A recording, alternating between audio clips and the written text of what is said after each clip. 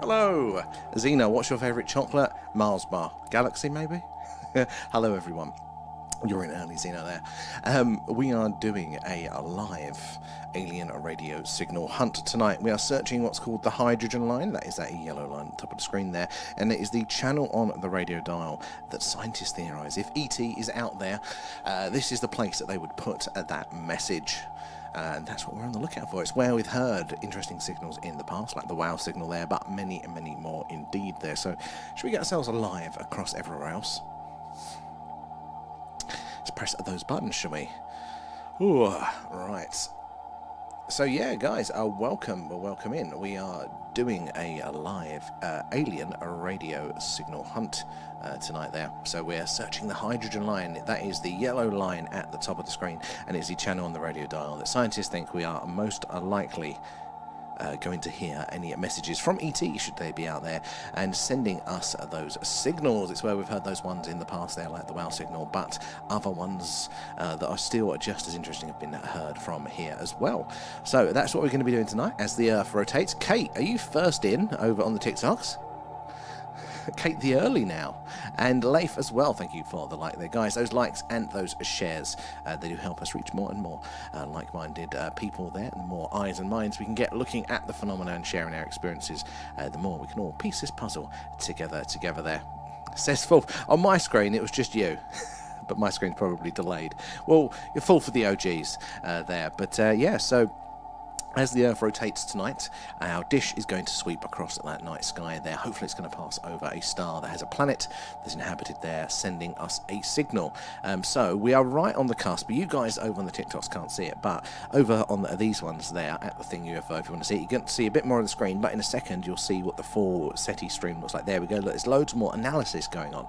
But on the bottom section there, again, my little window here is covering it on the TikToks. On the bottom there is a live sky map, and you can tell where the dish is pointing, which updates as the night goes on there, and see which stars are about to come in range of our dish. Now there's thousands of stars in a range of the dish there, but they're quite far away, so the close by ones are literally on the cusp. You can see a few of them. Where's my cursor? There it is. You can see a few of them look down here, but where my big head is, there's actually loads that are about to come in range of our dish there. So Rigel, safe as well there, Sirius, Mersum as well there. Lots and lots of really cool candidate stars that'll be interesting to point our radio telescope at there, our radio receiver, and listen to see if they are potentially sending us a message there. It was a Mars bar, Xena. I got it right there. And G-Waxin, how are you doing there? Even on the last episode. Oh, I literally just saw that message, so maybe that's going to be an evening one when I get off the stream for that one. Thank you for the heads up. And you're the first comment, Kate. 100% you are there. Guys, if you're new here, say hello. We'd love to hear where you're all watching us from tonight. And also, let us know how you feel about the UFO, the UAP phenomena there. Have you ever experienced something strange that you cannot explain? We'd love to hear about that one as well. There, A-Up's in. How are we doing, A-Up? I was literally just reading your latest post over on your Substack there, and I think it was very well wrote there, and I agree. There's a few points I thought were similar to ours, but you had a nice little extra layer that I hadn't thought of before. And this was A-Up's article there on was it disclosure and why it doesn't need to be like a full-on announcement these days, more of a slow seeded thing, which is probably what we are seeing going on in the media, in our culture in general. There is it Maz up Duck? What is it? Is it Maz Duck? What's your Substack handle there? Lou, let people know again on that one who's in the stream now. We haven't got snow yet. No, I was on the train this morning into Bristol and going through the beautiful countryside just outside of Bath there, and there was like a sprinkling in places here and there, and it did look very pretty, but not much. And I don't think we are going to get it here in the end. I think it's going to start warming up, which I hope so, because those energy bills at the minute are there. But you're all feeling that one as well. Have you ever had a paranormal experience, Zena? Yes, I have. I've had a couple, and they're not like the ones you'd see in a horror show. You know, they're not nothing went boo or an odd reflection in a mirror. But unless I was outright hallucinating, which is possible, then it's 100% weird, you know, like 100%. It gotta be. There's no prosaic explanation for it there, and I'll do a little demonstration later if you remind me once we've got the stream rolling, because I can reenact it for you there. And I bet you've never heard a paranormal experience like it. Don't get your hopes up; it's not too good, but it is a weird one there. Janie as well. Thank you for the heart. Appreciate that. So it all goes back into the stream as well. There. How is everyone doing? So we're doing a live alien radio signal hunt tonight. There, we've got a very large radio antenna, and it's going to sweep the sky along with the Earth's rotation there. Passing over many, many stars, and hopefully one of those stars will have a planet that's inhabited and sending us a signal. And if it does, we should hopefully see it nice and clearly on the old receiver there on screen. The top section, those live signals coming in from the dish. The middle bit is the analysis. It's the same data displayed in a different way there. Behind me is a live sky map, shows you where the dish is pointing and what stars are in shot and about to come in, and we're literally on the cusp of having a huge cluster of awesome closer by stars come in range there. So it's going to be exciting to see if we can get anything from those as well. But sit on the horizontal version, which you can catch over on those places. You'll see a little video come up in a minute, and you can see the full screen version of this. So there, look at the middle left, there is the waveform analysis of the signal, the sound that is coming in there, comparing it to things like the WOW signal in the past, and then you've got the information on those stars that are in range. And the middle right there as well. So where I'm behind on everything there. A up and Agent X. Nom nom nom. Thank you for feeding Alan there tonight, getting him fed today. Janie as well, and Agent X again. Thank you for the alien pets, keeping guys. Alan well fed. So, right, where am I in the chat? Let me catch up. And we've had it for 2 days, and I like to say, go away now.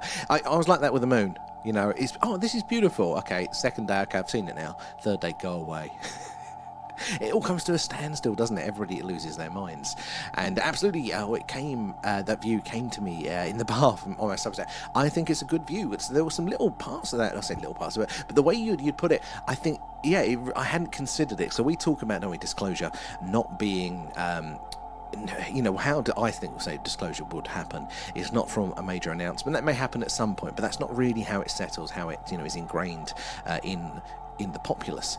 There is going to be the information slowly seeded that we're going to be more connected, that we're going to have more of those experiences and know more people with those experiences. But you raised the point in the article, which I thought was good there, was that it is it's how that they can release that information potentially, but without getting those questions that they might not or might not want to answer there. And we know definitely that the scientists, talking about SETI, the search for extraterrestrial intelligence there and general life elsewhere, they don't want to be the ones to give the announcement, which is a bit crazy, isn't it? You think this is such a cool announcement, please let me take the glory on that one. But no, because they know, and I think quite rightly, that we would have questions. If they detected, like we're doing now, if they got a clear signal through there from an alien species, it would be very difficult for them to know anything more than, well, there's a signal, they're technological. Unless they can decode it, which is a whole other kettle of fish.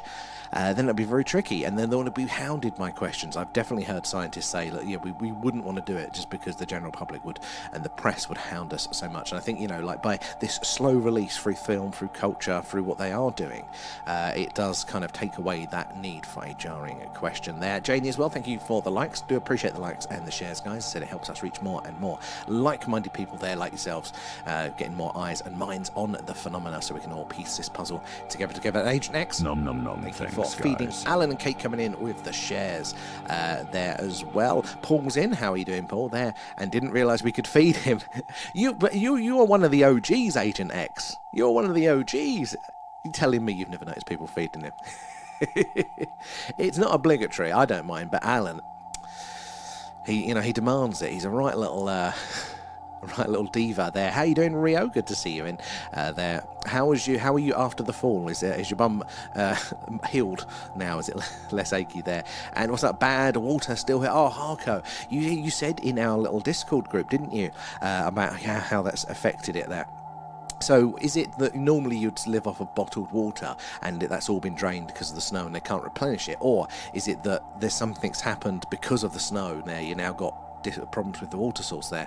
I hope they solve that soon, isn't it? It really is, when you get these weather events, it shows you how perfectly balanced our society is, isn't it? It only takes a little wobble either way, doesn't it, to knock things really out. And I've looked at that rather cynically for a while there, but I suppose if you think about it, it is the definition of efficiency, isn't it there? You don't want to spend any resources in reserves that could be better used for growth in the day-to-day. Now, the question is, if you get caught out, then you do wish you had put them in reserves there. But otherwise, it's like paying for an insurance policy that you don't otherwise need, isn't it there? Harko as well, thank you for the gifts there. You need to save that for the water. I thought you could only feed him if you were... Oh, yeah. I don't think... that was probably TikTok's biggest mistake there, the old superfans. It's better now. Glad to hear it, Rio, there. And I say Alan's going to be scheduling extra. He is, unless you've got your passports complete there. How you doing, Josie, as well? Good to see you. And Harko, thank you. Thank you for the alien pets. You're only a few stabs away, Harko, aren't you, from your passport there as well. Feed him. I love it. Guys, if you are just joining us, we're doing a live alien radio signal hunt tonight there. So we're searching on a frequency called the hydrogen line, and that is the channel on the radio dial there that scientists theorize we are most likely to hear a message from ET, should they be out there sending those messages. It's the yellow line at the top of the screen. That's where we want to see a signal. But it is the place there that we have seen those very interesting signals in the past there, like the WOW signal from back in the late 70s. But there have been signals, I mean, even like the last few years, there are these signals that are coming in thick and fast, and we don't really know what they are. So, yeah, I mean, I think these signals are somewhat common. Some of them apparently are coming from our closest stellar neighbours there. So the next star over, Proxima Centauri there, has reportedly sent a few anomalous signals. But there's a couple that are about 11 light years from us now. It's funny that they're both about 11 light years, unless I've got that wrong. One of them is called Ross 128, and there's a red dwarf star, so smaller than ours, redder as well. But there we know that there are a couple of planets in the habitable zone there. So, you know, a couple of planets in orbit of that star, close enough for liquid water to exist. That one has apparently sent us a few signals there, but also another star, which is even more interesting because, again, it's 11 light years. It is roughly the same size as our sun there, the same brightness, so we know it's a very stable star, and that's got a good few planets in its habitable zone. Some of them are super Earths as well. That's called Tau Ceti. They're very, very interesting to be getting potential signals from places that could, at least even by our basic understanding there, host a life there. You have. You were number one, weren't you, Kate? You snuck in there at the last minute there. And have you got snow yet, Rhett? We haven't, no. I think we're going to miss it this year. There's ever such a light dusting when I was on the train into the city earlier today there in the countryside. But it wasn't ever, it was just like the odd patch. I think frozen over water had got a little sprinkling that stayed. And Joe, was the WOW signal not debunked as a microwave, or is that debunking being debunked? So Joe, I love that. So you're half right. That's actually two stories there, so I love that.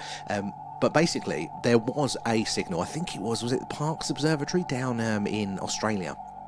And that one, they got a signal, and it looked really clear, narrow band, precise signal where they expected it. They were getting excited, but they're scientists, they didn't jump the gun there, but they were getting excited there, and they were trying to, you know, so where is this signal coming from, doing all their checks and stuff, and it turns out that it was the microwave in their canteen wasn't shielded properly, and every time they put an old Rustler burger in, that would send a little electronic interference up the chain there and come through as a signal. And we've actually got something similar tonight, right there. That is a bit of electronic interference there, so a similar thing.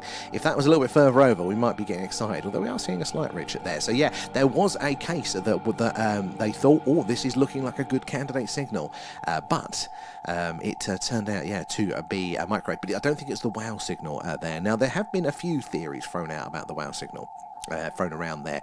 The latest one, definitely none of them are conclusive. Like it's definitely not settled even in scientific terms, but the strongest contender as an organic explanation for the WOW signal is that if there was a supernova at the right time, that one of the rays coming from that supernova happened to do a weird thing and then go through a random hydrogen cloud that might excite the hydrogen in a very specific way to then send out that signal that we had received there. And I'm at the point going, right, that might technically be true, but what about Occam's razor here? You know, isn't it actually easier that aliens exist and they've got radio, because look, we know life exists, we know we know radio exists, and it's quite easy. What about this sort of interstellar trick shot that they're talking about there? Let me have a quick look over on the tubes, guys. Where are we? There. GWAC, I've had loads, and I've done mediumship work from time to time. Okay, so you're we were talking about last night, weren't we? The whole sort of that connection to it there. And what's the red flat line? So that one is just like an alignment thing. So I can, it's basically where I've clicked the mouse, where the center is of the other one. Of that part, so I can get it to line up there. So it's just a sort of a marker line there, but good spotting there as well. And why did the Anunnaki lob beef over the asteroid belt? I don't know. Why did they there? They wanted them a bit meatier. That's you're really going for the Christmas cracker jokes, aren't you, Zen, tonight there? Over the horizon. What's that one for there? How are you doing there, Harko? Right, back to the old TikToks. How are we doing, guys? And Joseph, how are you doing? Good to see you, sir, there. And I call phone charger all the men in black there. I mean, I've got so much electronics plugged in here. I do need to deduce it, but what is interesting, Laura Lass, thank you for the heart, appreciate that, guys. All the gifts, the subs, the patrons do go back into the stream there as well, helping us improve what we do. And thank you for feeding Alan. Nom nom nom, thanks, guys. What's interesting about that interference signal is that we can't actually trace it to anything in particular.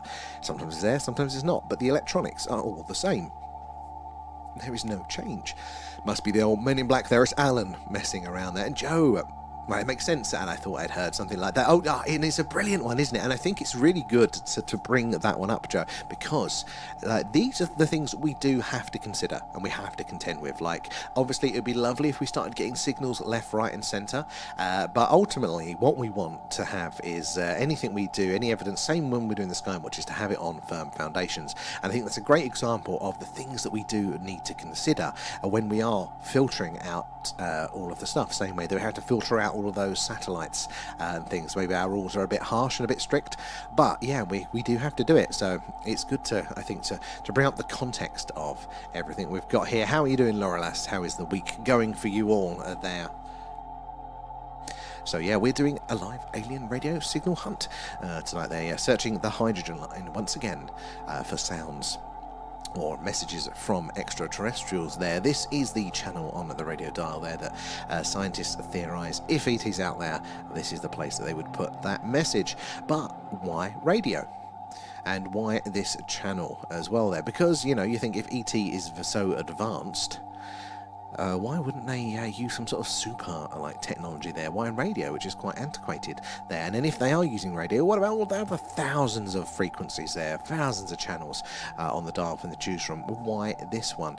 Well, firstly, radio is quite easy, it's quite accessible, and because we're looking for a very particular type of message, we are listening out for the, you know, the reaching out civilization, putting a message out there to no one in particular, but anyone that can hear there, which is, you know, hello, is anybody else out there? It's that reaching out message there, saying hello there. And if you want somebody to find that message, well, you're going to want to do it through the easiest accessible way there. And so radio is quite easy, you get that quite quickly on in your tech development tree there, and it's quite efficient, relatively speaking, there as well. Leanne, thank you for the gifts and feeding Alan. Nom nom nom, thanks, guys. There, so it's relatively easy. So that's going to at least, you know, pick up your number of potential listeners there, because, you know, the technology being so accessible there as well. But why this frequency? Well, so this is called the hydrogen line for a reason. It is the frequency that hydrogen gas there, as it decays, it releases a radio signal there. A radio wave is emitted from it. Most things in nature emit radio in some way, shape or form. It's not just a man-made technology. You can tune into planets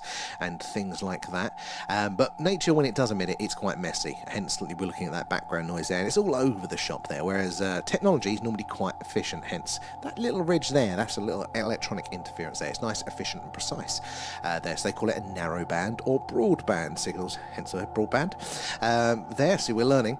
But yeah, so this is because of the hydrogen gas there naturally emits those signals there is a bit of a marker on the actual radio dial there of all the frequencies. This is the one consistent channel there in our galaxy, because that's the most abundant molecule there, or element, whichever one there. This is the one consistent dial on the radio there for our entire galaxy, and because of that it's very useful to get a baseline and to learn about the universe and what's going on. And you'll be doing that forever, even if your communication technology changes, as ours is. We're going to things like fiber optic and laser communication and stuff. We're not as dependent on radio anymore but we're still going to be listening out. There'll always be eyes and ears on this frequency for those scientific purposes, and it's so useful for those scientific purposes there. Nobody's allowed to transmit on it. There's a little international treaty, so that helps us. It means that any signals that we do get are unlikely to be like my Wi-Fi router or microwave or a satellite passing by or anything like that. So yes, very, very useful. So even if aliens are communicating on a different frequency or a different medium, there may be some sort of quantum property, quantum tunneling there, quantum entanglement, or maybe like telepathy or something. Maybe something like that works instantaneously. This is the best place for them to put a message, though, to have it heard there, because if we know this and we're using it for the scientific purposes, if they've got radio, they would be doing the same as well there. So it's very valuable for that source. If you want to get those ears on it, this is the frequency to check. But it's a good one for us to check, because not only is it clear of those man-made signals, it is also the words, Sam, where have the words gone? It is, no, God, it's gone totally blank now. Oh, it's where we have heard those signals in the past as well. So we've got a little bit of prior that gives us a good statistical odd of hearing potential signals on this frequency as well there. And also, if you've got to consider, if there's no man-made interference, it's just so helpful for us to filter it out, because 1.6 gigahertz there is used it's associated with the phenomena UFO sighting, Skinwalker Ranch, places like that. They do 1.6, and there's a correlation. They could be getting some interesting signals, but it's also, that frequency is also used for man-made things as well. So if we were to scan that frequency and get signals in, we wouldn't be able to filter out the man-made from the potential UFO stuff there as well. And what's that, Zena? Latest in, the government makes a request for UN food aid security packages to assist the MOD operation Feed Alan. Yeah, do you reckon they've got alien pets there at the local food bank? I could save a fortune. I've switched to grain. And Jolly, how are you doing there? I haven't seen you for a bit. There, over the horizon would be a relative inversion, but the horizon is level. Doesn't look level when I've seen it. Where are we doing in the old TikToks? How are you doing, guys, there tonight? And Kaz, thank you for the heart. Appreciate all of that. Let me scroll down. Happy New Year to you, Angela. Oh, a bit worried about your dog. Her back legs have... Oh, no. Trying to find her the right meds. Oh, my God. That's really awful news there. Not a great start to the year. Well, medicine is wonderful these days. So, fingers crossed that all resolves itself out there. God, it's not a good start, is it, Laura Lass? We feel for you there. And Doug as well. How are you doing? Seeing you pop in by there. So yeah, guys, if you are joining us for the first time, we're doing a live alien radio signal hunt there. We've got a very large radio antenna out in the garden, and as the Earth rotates, it's going to sweep across the sky, passing over many, many stars. We've got a good selection about to come in range today. Some very interesting close-by stars there, including Sirius should be in range during the stream today. So we are going to, we're going to be listening out to those as they pass over, hearing to see if they're sending us a signal. That's what we're hoping to do. There's a lot of lore around some of these stars that are going to be coming in range as well. Maybe we do get visitors from them as well. But yeah, if you're new here, do say hello. Let us know where you're all watching from today there. How you doing, sunglasses? I don't know, free sunglass emojis? How you doing there? And answer. Oh, what's your question? Honestly, if you've got other questions, ask away. There are no silly questions here at all. We'd love to hear from everyone there. And stepped away from your phone to put the pins out. And does the counter say 38 checks? Oh, it does, but that is because I did put it on about half an hour before. Beforehand. And Doug, New Forest. Oh, I do love the New Forest. I love the New Forest there. Hopefully I'm going to be going up that way later this month. We're not too far from you. We're down the road in Wiltshire. If you're there. And Zen from Liverpool. We're getting quite a few of the old Liverpudlians in Zen. You must be putting the word around there. Got all excited then. Well, I mean, we'll see if it goes up for now. We should timed intervals. That was it. I was going to add the statistics to it, wasn't I? How are we doing, Raf? Right. There we go. Anyway, so yeah, we're doing an alien radio signal hunt. Then, Joe, it seems as though our friends stateside are going to cause issues for us all going forward. There's always some issues there, but which one this time? There's probably a list there. And what's the most interesting thing that you have heard? So, good question. We ourselves doing this stream, to be totally honest, we haven't heard a signal yet. They're very rare, but they are getting less rare. So there used to be a case that it was once every sort of decade, or every couple of decades, and it was like once a decade, and then it was, well, now it is kind of like multiple a year, these anomalous signals there. I think as our technology is advancing, we're able to hear those fainter and fainter signals. So over the years, things like the WOW signal have been a great one there. There's one called the Weird signal, and now that one came from a very, very close by star, but there was one, the BLC1 signal there, that came from our closest stellar neighbour there. But we also, when it's not cloudy like last night, we do a skywatcher there. So we point the camera to the night sky and we look for all the weird and wonderful things flying around in the sky. And we're based in Wiltshire in the UK, which, if you know, is right in the heart of crop circle country, and we tend to see something weird every one of those skywatch streams. This one is a slower one, but it does mean that when we do get the anomalous signal on a screen there, it's like winning the lottery. They all get to be on the news, because they are quite rare. And radio is interesting, it's quite unambiguous, it tells you a lot about itself just by coming in there. But I think generally, out of the signals that have been detected, I think most people's favourite is the WOW signal, because it was exactly what we'd expect to see in an alien radio signal there. It looks like what we'd expected, and it was exactly where we expected it there, so no wonder it is people's favourite. Very, very strong signal there. But I think my new favourite is the what's it called there? I think it's the Weird signal they call it, but it came from a star called Ross 128, and now that star is about 11 light years from us, and that is on our street in space terms. Our closest neighbour is about 4 and a bit light years, so 11 light years isn't too far in the scheme of things out there in space. Wouldn't like to walk it there. And yeah, so it's an interesting signal because not only is it close by, I think it repeated as well. They weren't able to confirm with a second dish, but it did repeat. There's multiple sort of signals. That makes it very interesting, and again points towards technology. There's all of those other clues that it could be a technological signal there as well. But that star is very interesting because it has, we know that it has planets in orbit there in its habitable zone. So maybe that is where that life is based as well there. And Joe, as well, I wonder if they are trying to acquire Greenland to monitor more airspace. Well, Greenland strategically has been very, very important. They've always had bases there, so it's out freedom.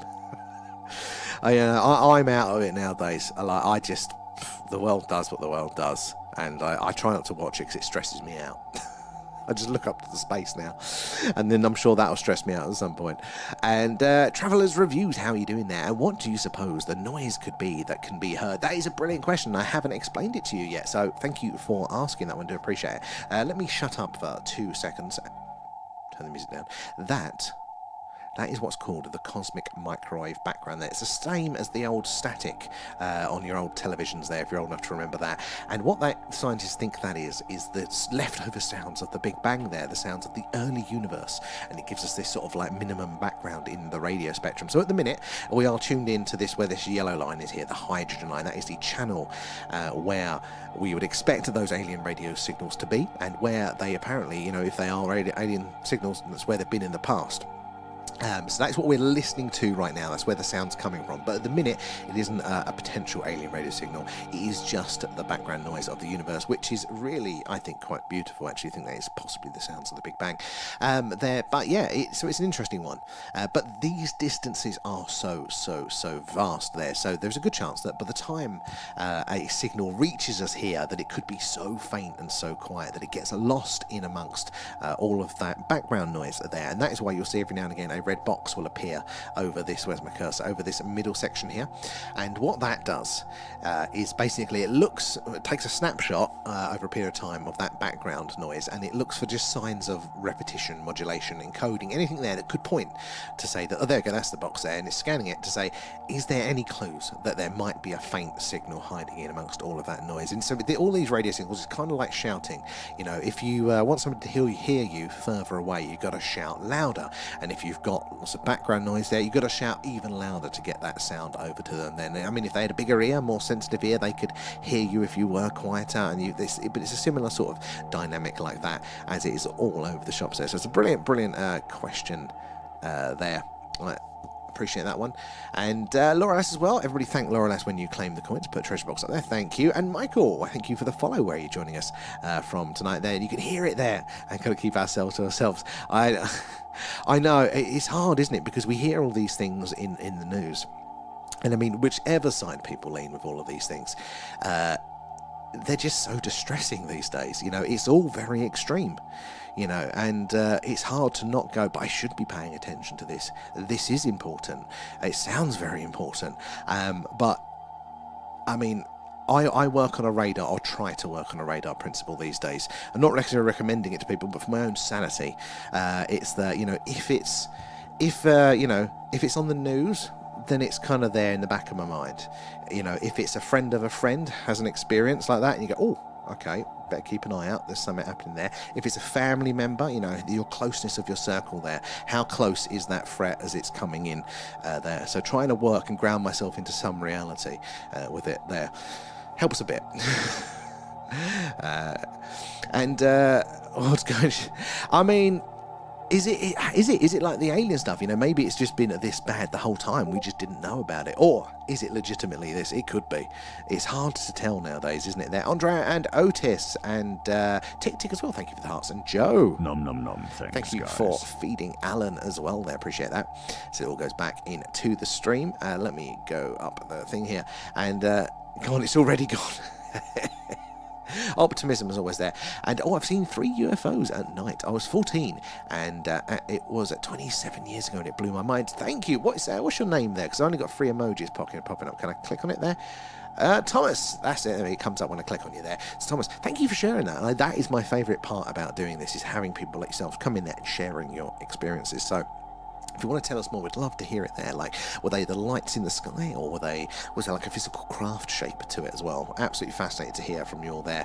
And Trevor as well, very interesting, and I appreciate the in-depth response. I appreciate the questions. I'm just the middleman. It's nature that puts on the show, and you guys ask the questions there. So I do appreciate it. There are no silly questions here at all, guys. So do ask away, whether it is about what we're doing, how it works, general UFO alien news as well. And you can be skeptical. Again, we're open to everything here, as long as everybody's respectful of everybody's different opinions, and we love to hear it all which way. Then good evening, Andrea and Otis. How are you guys doing tonight? Oh, your passport came today, and how we call me a nerd. He's just jealous. Just tell him if he's good, he can get a passport as well. There. And have you ever seen a UFO? Thomas, brilliant question. So I hadn't until doing this stream. So that was one of the main impetus for me to actually start doing this. I've had a few spooky experiences, but I hadn't had a UFO, and I've always been a little bit interested there. And we moved to the countryside here from Essex, more urban area, back in February, I think it was, last year now, and partly we're looking out here going, oh my god, you can see the stars, it's stunning. That was the first thing. But also, this town back in the 60s and 70s, I'd never heard of this, and I thought I'd heard all of the UFO, the good stories, had a massive UFO flap here for about 10 years. And it had everything. It had sightings, landings, people talking to aliens on the phone, lost time, you name it. And it went on for 10 years solid. It was a really important one. So that combined with going, well, if I look to the night sky, maybe we will see something there. And in doing this, I have seen some very strange lights in the sky. Now, getting rather familiar with things like shooting stars, satellites, and all of the things like that, starting to get a feel for that. But we have still seen some things that we cannot explain. Now, are they little green men flying around up there from the Zeta Reticuli? Are they some sort of unexplained weather phenomena that we, haven't yet considered as humans? Or is it somewhere in between? I can't answer that next one, but we know it is very interesting. And there is something strange definitely going on there. And Lee as well, what size dish are you using? I always forget the measurement people ask. It's bigger than when I do that. I said when I was up on my roof. Oh, is that the birds whistling? Yes, the bird's whistling. Yeah, when I was installing it up on my roof there, the neighbour looks at me and goes, what TV are you trying to get with that? And I'm like, I can't tell him it's for looking for aliens, can I? I mean, this is me in a bright green room. Like, there's a window in front of me, so like, God knows what the neighbours that are looking this way just illuminates, you know, and I'm sitting here framed in it like I'm like, what are they thinking? Let alone putting a dish in as well there. Family. There we go, family. That's your request, Kate. I don't do songs though. And Joe, sorry. When was the last time you've seen a crop circle near your waist? So my first ever crop circle was back in May, and I think it's the first one of the season. It did the news rounds everywhere. I saw it on some American podcasters. And normally crop circles don't get the attention, but it was the Sutton Veney one there. It's like a Celtic knot shape, and it was literally like, if we moved in the end of February, March, April, I think it might have been April, May time that it was there, and yeah, it was just. That was one of the things that actually got me motivated to actually start the channel and not just talk about it. And if you could scroll right the way back to it on our main TikTok profile, you'll see some of our early. It's not a real investigation, but we had a look and we filmed it there as well. So there's some videos of us doing that then as well. Yeah, but it's just on the edge of our town there. The first one I'd ever seen. I don't know if it was man-made. There was a vibe to the design that made me feel a bit man-made. But either way, it was spectacular to see it there. A good measurement explanation there. Well, you know, I'm not a precise person. It's give or take there. What's Lunar TV? It's new. What's new? Oh, Lunar TV. Oh, God. Took me a second there, Kate. God, I'm slow today, aren't I? Lunar TV, yeah. That's a bit too close to lunatic there. Reminds me of Albert Square. It's my Essex accent. Is that what it is there? They're London. It's a little bit more of a twang. It's the bald head, and that people think around here I'm going to rob them there. You may be on your local Facebook group saying there's a weird man in the green room. Well, actually, we are on the local group, but for the other sort of reason, actually. I'm sure the word does go round about me here. But we were recently, I just put the post up today, actually. We were recently interviewed by the local BBC radio. They did a piece on us, well, not on us, but on the Warminster thing, the mystery that was going on here. So we were interviewed for that. So that's gone around there as well. But the local, there's we've got one of our community. He's very passionate, and he often shares our stream into the local community group there. So any dreams of anonymity that I ever had, you know, because we know there is a lot of stigma with this still. So I'm just waiting for those sideways looks. And like when we post off like the merch, or when we're doing our stream passports, I've been posting those off. We have a little alien stamp on the envelope. But I noticed that when I posted your one, Andrea, I noticed there, yesterday, the woman behind the counter went. And had a look at it there. Kathy, where are you joining us from? Thank you for the follow there.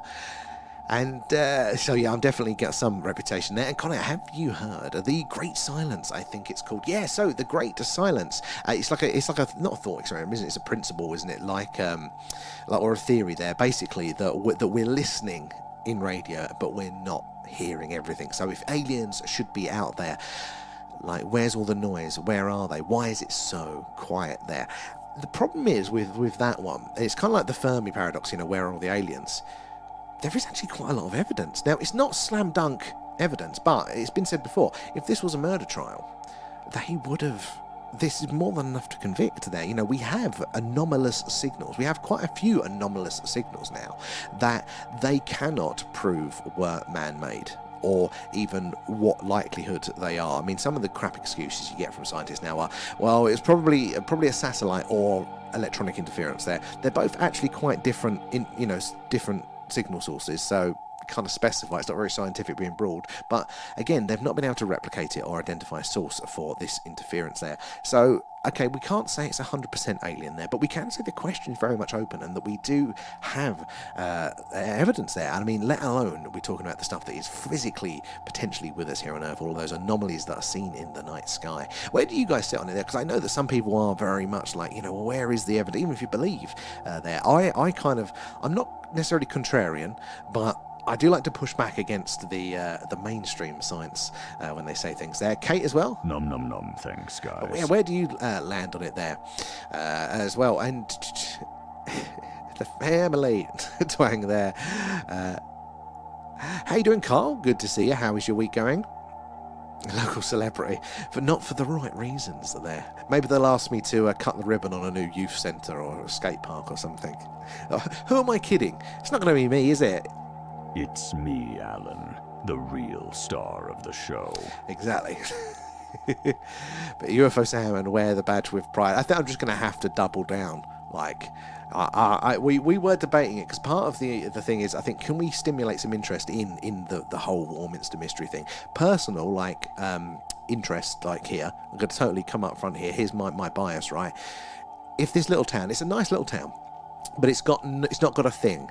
Right, although ironically it has the thing, but yeah, there isn't a thing to it here. Like, there's not like a beauty spot or anything like that. Nobody comes to this little town, which is great. Parking's available there, but if we could have a little bit of a fun thing that maybe people, when they're down this way on their holidays, might want to swing by and part with some cash when they're here. I mean, house prices, you know, there as well. So I'm feeling a line of merch to stimulate that there, and hence your article. I think it's a very good point. Actually, that's a very good point.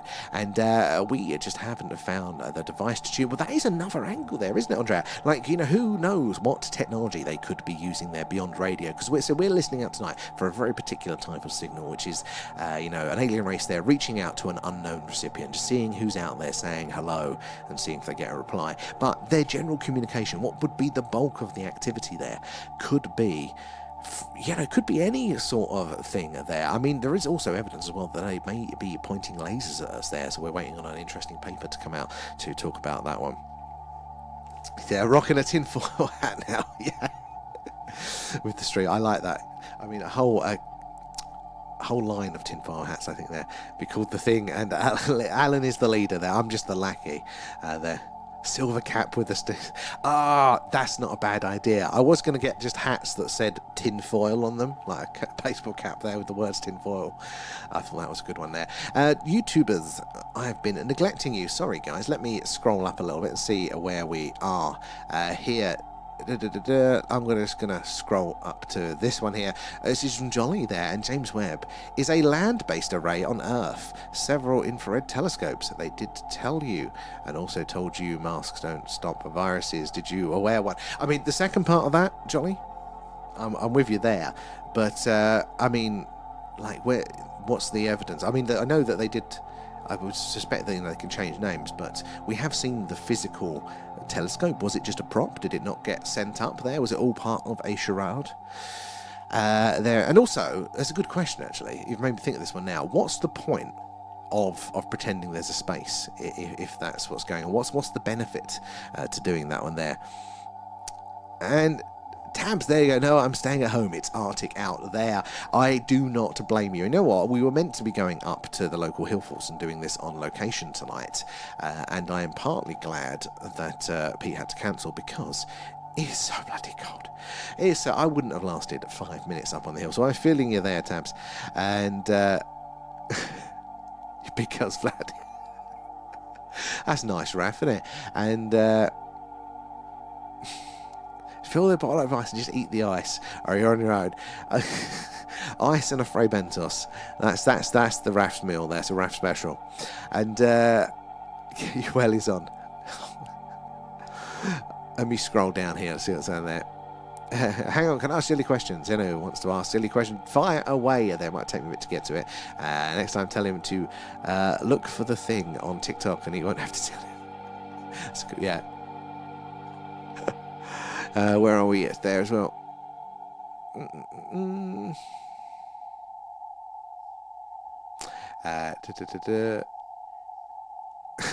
What are you guys chatting about over there? 99.9% convinced something is here. I had an experience there, Doug. Oh, tell us more if you want to. But a better place to do it. I'd just like to hear it here as well if you're up for sharing it. But we do have a really cool Discord community there. We've got a personal experiences section on there where a lot of people are already sharing their first-hand accounts with the phenomena, with images and videos too, so you guys can add yours there, and that way it won't disappear when the stream ends there, and other people in the community can read through it there, or just read through the ones that are past there. But we've got loads of interesting stuff on there, general UFO, UAP news as well. But we also do an alien-themed movie club once a month. So, yeah, we vote on a film, and then at the end of the month we'll sit down and watch that film and chat along in the Discord together. We've just finished the vote. It's going to be The Vast of Night at the end of this month there, so, and that's on Amazon Prime there if you've got it. So join us for that one. If you're new as well, do join us. I'd like to hear from there. And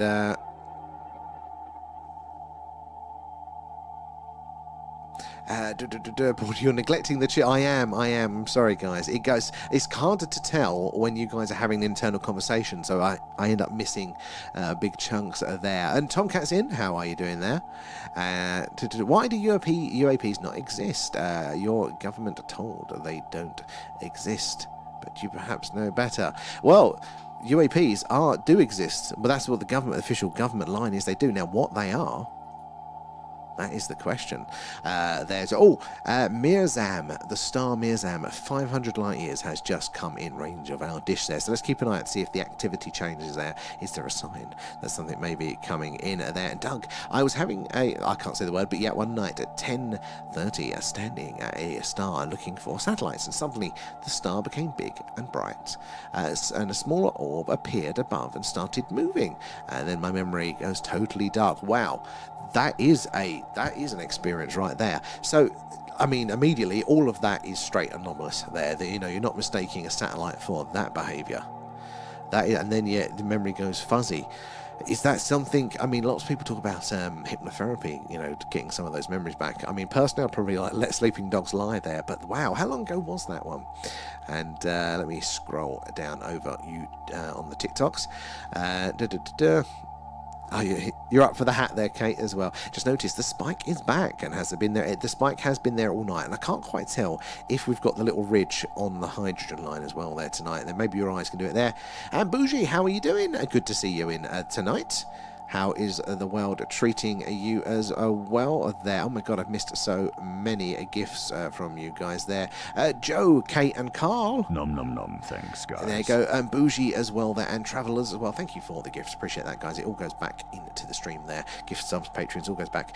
Speaking of which, we are doing our next deep dive this Friday at 11 PM over there, and we're going to be starting our read through of the Condon report there, which was a really early investigation into the UFO phenomena for the US Air Force there. So it's an official report. It's about 370 odd pages long. It's going to take us a while, that one, but it's really good because it's a smaller group. Everyone just comes in at one point there, and we read through it, and we get to hear, does it match your experiences, what you've heard before, or is it rubbish? Those sorts of things there. So we loved that, and it is totally, well, it's free if you use the code, the link at the top of our bio. That gives you a month for free. You can join us for that and the other ones for the rest of January. Where are we? Let me scroll through. And Doja Matt, how you doing there? Anything on the hydrogen line? Not, well, saying that, we are getting a slight ridge. It is ever so slightly above the normal undulations. You tell it's not as smooth. It's kind of a plateau like that, but it's been with us for a while. So it implies that the signal source for that is a local, though. Stacey, how are you doing? Sorry, it's taken me a while to get around to you. How are you doing tonight? And, it keeps skipping. Oh, is the audio skipping for you? Might need to refresh the app. Is anybody else getting that issue? Is it a me end or is it a you end one there? And posted a couple of articles today on the Discord there, and the Pope is prepping for a 20. Is it now? I didn't see that one. I'll have to go back through it because now that is very, very interesting. I did catch the one when it was talking about the radio signals versus like potentially not being a loud signal like what we're looking for. Maybe more subtle ones there like fireflies. I did read through that one or watch that one. And also 2 articles in the UK government wanting to reverse engineer in the 90s. Very interesting. Okay, I will have to take another check for there. And it's definitely, there is definitely the spike here as well. Interesting. So that is what we're looking for, guys. If you are just joining us, we are looking for potential alien radio signals there on the hydrogen line. That is the channel on the radio dial that scientists theorize we are most likely to hear a message from ET should they be out there. And it's where we've heard those very interesting ones in the past, like the WOW signal amongst many, many others there. And we're just getting more stars, more closer by stars in range there. So Mirzam's in range, Sirius is coming in soon, and Adara? Pronouncing all these new stars to me. Oh, is movie night the 30th? You know what? I don't know. That's a good question. It's normally the last Friday. So, no, that's my work one. I don't want to look at that, do I? Yes, it is Friday the 30th at 10 p.m. at UK time. It's the deep dives that are 11 p.m. on the Friday. So yeah, so guys, yeah, do join us for that one there. Oh, you've had so it's good. It's nice and clear for you. Excellent. So yeah, might need a bit of a refresh there as well. And Andrea, just thank you for feeding Alan. Nom nom nom. Thanks, guys. As well there. Right, back over to YouTubers. But guys, if you want to see TikTokers, if you want to see a horizontal view, see a little bit more of the screen and more of the analysis that's going on that you guys can't quite see there with the vertical view, you can see full screen. And in a second, there we go. See, look, it's a full screen. There's all sorts of other stuff and analysis going on there, so it is worth there. And it's also good as a backup. So, in fact, I'm going to ask you outright, please do us a favour and give us a sub over on those ones there as well. So we're trying to get our numbers up as well. Alan would appreciate it. And where are we? Good evening, Brad. How are you tonight? There. Now, let me quickly pop back over to the tubes here. How dare all our combos are noteworthy. Some of them are slightly hard to follow. I don't know why. I think the text is smaller on the tubes as well when it comes up from it. I haven't figured out how to make that any bigger. Is there any options for this? No. Yeah, it's a little bit small, sadly. So I think it's a bit hard to read. So that's why you guys get neglected. And Doug, I was into ufology, so for no reason why I would suddenly not remember. And it was the most interesting part of the event. I mean, it doesn't happen often, does it? That you're, with that there. Oh, it's 22, so it's a recent one as well. Very, very interesting. Have you got? I mean, was there like how much missing time around that? I assume if you don't remember, there must be like a question mark amount of time there. Oh, it stopped a dog walker as he came by, so he saw it all too and never saw him again. But the dog, what happened to the dog there? No excuse, Sam. You should clearly be ashamed. I am deeply. I'll be up at night there to my compensation there. For your Christmas cracker jokes that I missed. Sorry, guys. It's a much smaller screen there. Normally, you are quieter as well. What happens with you guys? You're very active in the first hour, and then you just kind of fall asleep. So I know your game there. 10:30 at night as well. There.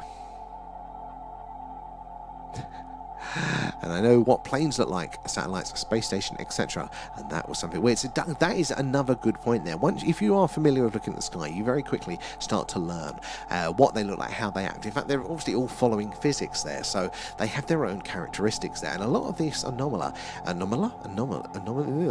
there we go, there's a P in there somewhere. A lot of the phenomena there, has its own unique behaviour that definitely doesn't fit into those categories there. And where are we?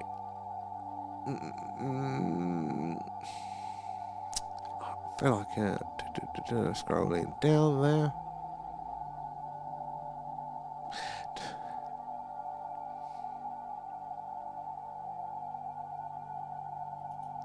I don't know what you mean with that one, Jolly.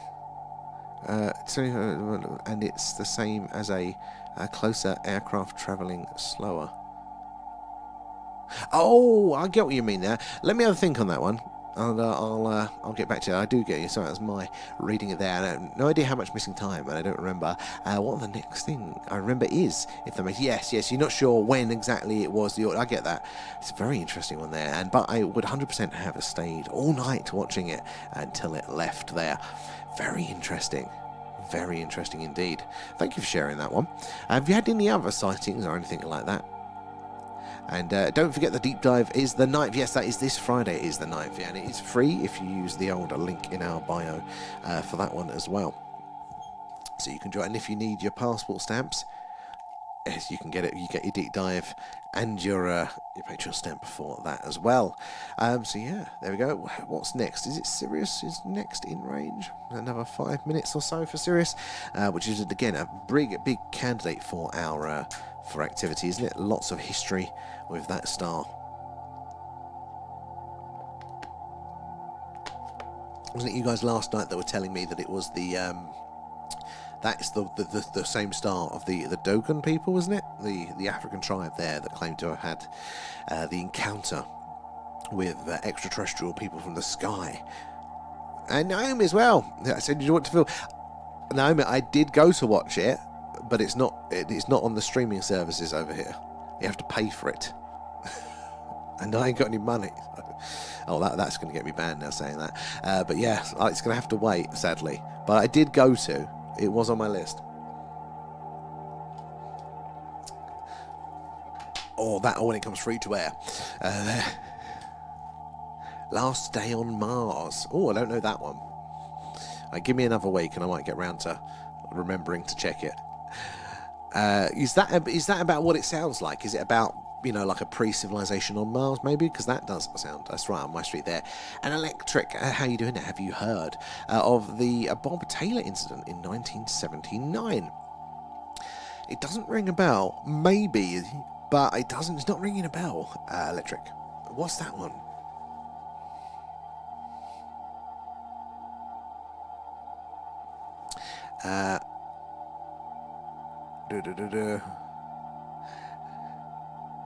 I've not noticed any hitchhiker stuff. So I've got an interesting theory around the hitchhiker effect. So, and my thing is I don't think it is what people think it is there. And surely a celestial object that high would disappear into your visual convergence point if you were higher at a higher latitude and would see it for a longer. Not relative though, isn't it? Because you're on a sphere. So, higher latitude wouldn't affect it. You're in orbit. And all of that there. But it's going to appear to go slower, isn't it? There's something closer because it's got a much bigger orbit. Like if I'm doing there's a speed, this sort of speed on this sort of orbit, and then I'm doing the same speed but on a wider orbit, it's going to take me a lot longer, isn't it, to do that one. So I'm not sure what the exact calculation is to do it there. And last night I dreamt an alien was in my house. I clotheslined it and bit its head. I mean, I think that's fair enough. Like, even if they're friendly, right? It's an invasion of space. I have to deal with this one. It's always, so the door opens, the antennae come around the corner. No, Alan, not tonight. Put the probe away. And he sulks. But oh God, I would, seeing one in your house there, that's not one that I would like to see. Now, what do you mean unstable internet? It's not unstable. I've got this device. It doesn't... It's telling me it's not unstable.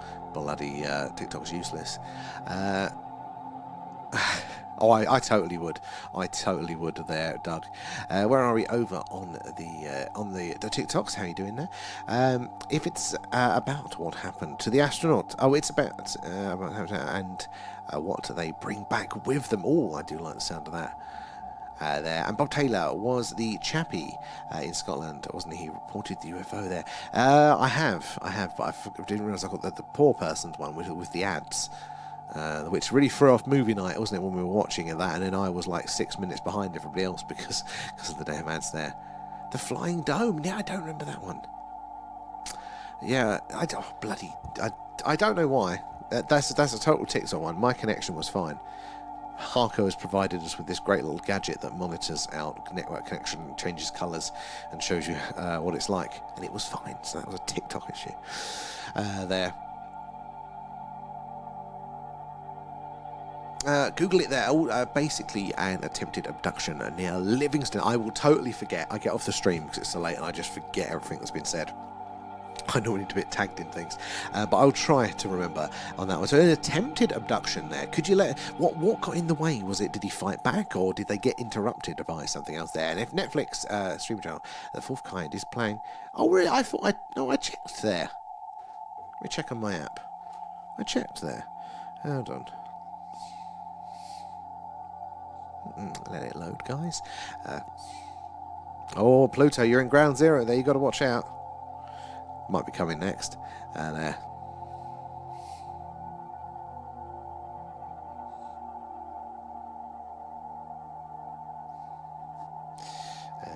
Right, the fourth grind.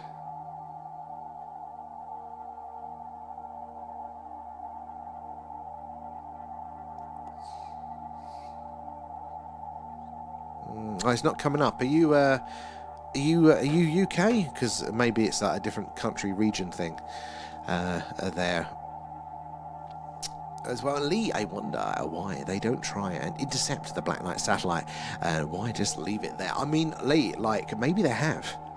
That's the thing. Maybe they have, or maybe they've tried to, or maybe they know what they need to know, and therefore they don't need to go to the effort, maybe they've decoded the signals and figured out what it is there. But I don't necessarily wouldn't assume. I mean, what really kind of spun me out, not spun me out, but like the chain of thoughts here with this for me, because I think the Black Knight is fascinating. The principle that another civilization or an early Earth civilization, or even an extraterrestrial civilization, putting like a probe to monitor a planet there is something that we would do if we had the technology. We've got lots of evidence. There's these weird signals that have been picked up. There are lots of clues that could be happening there, let alone the images and all of the things that we are tracking on radar that we don't know what they are there. But you think, you'd know, wouldn't you, if they'd gone up there and tried to take a look. Space is quite difficult to do. I mean, I definitely wasn't a subscriber to the whole secret space program thing. I just thought, no, that is so expensive, so resource heavy, so big and so loud. They wouldn't be able to hide a secret space program or anything like that until... Right, I'm not fully on board with it there, but the principle that they could be sending a few things left, right and centre without many people knowing, at least in the earlier days, the 60s and 70s. Now maybe people would know that. But anyway, the Vandenberg Air Force Base, so the opposite coast, so east coast is Cape Canaveral, where all the main launches are there. On the west coast is a military parallel site there with lots of launch facilities, because Vandenberg Air Force Base. And there are images, you can look at these yourself, right? They had a backup shuttle launch facility there, like everything. There's even a picture with the mock-up shuttle. They say it's the mock-up. So they built a mock-up, a hollow one, to test all of the mounting points and transport and things. And that was called Enterprise, so it wasn't a flying one. But there's images of that on all of the gantry and all of the rig there. They had the full equipment to launch a shuttle, probably unnoticed. Maybe the Russians might have seen it go up, I don't know, with their technology at the time. But yeah, out in the way, that they, in theory, back then, possibly could have done it. And what was the shuttle good for? Well, the shuttle was good for repairing satellites, wasn't it? Lining itself up, big cargo bay there. The astronauts could come out spacewalk with a big robotic arm there. Maybe they built that for that, secret missions to inspect those things in our Earth's orbit there. And there may be other things in Earth's orbit. There's definitely a lot of candidates. We don't know what they are, where they have come from. Fourth kind, is that the Stephen Greer one? He passed out at the time, and it was covered by the news and the later documentaries. Ooh. Full kind, I've seen that one and got to the stunning Mila Jovovich knit. It fried my brain a little, that one, in a good way, as in like, oh my god, all this information, or in a bad way. Pluto, just watched the final Stranger Things there. Well, I won't spoil it for people. The end, or the last hour could have been 15 minutes. But other than that, very happy with it. There, a bit of both. Well, when I get round to watching it.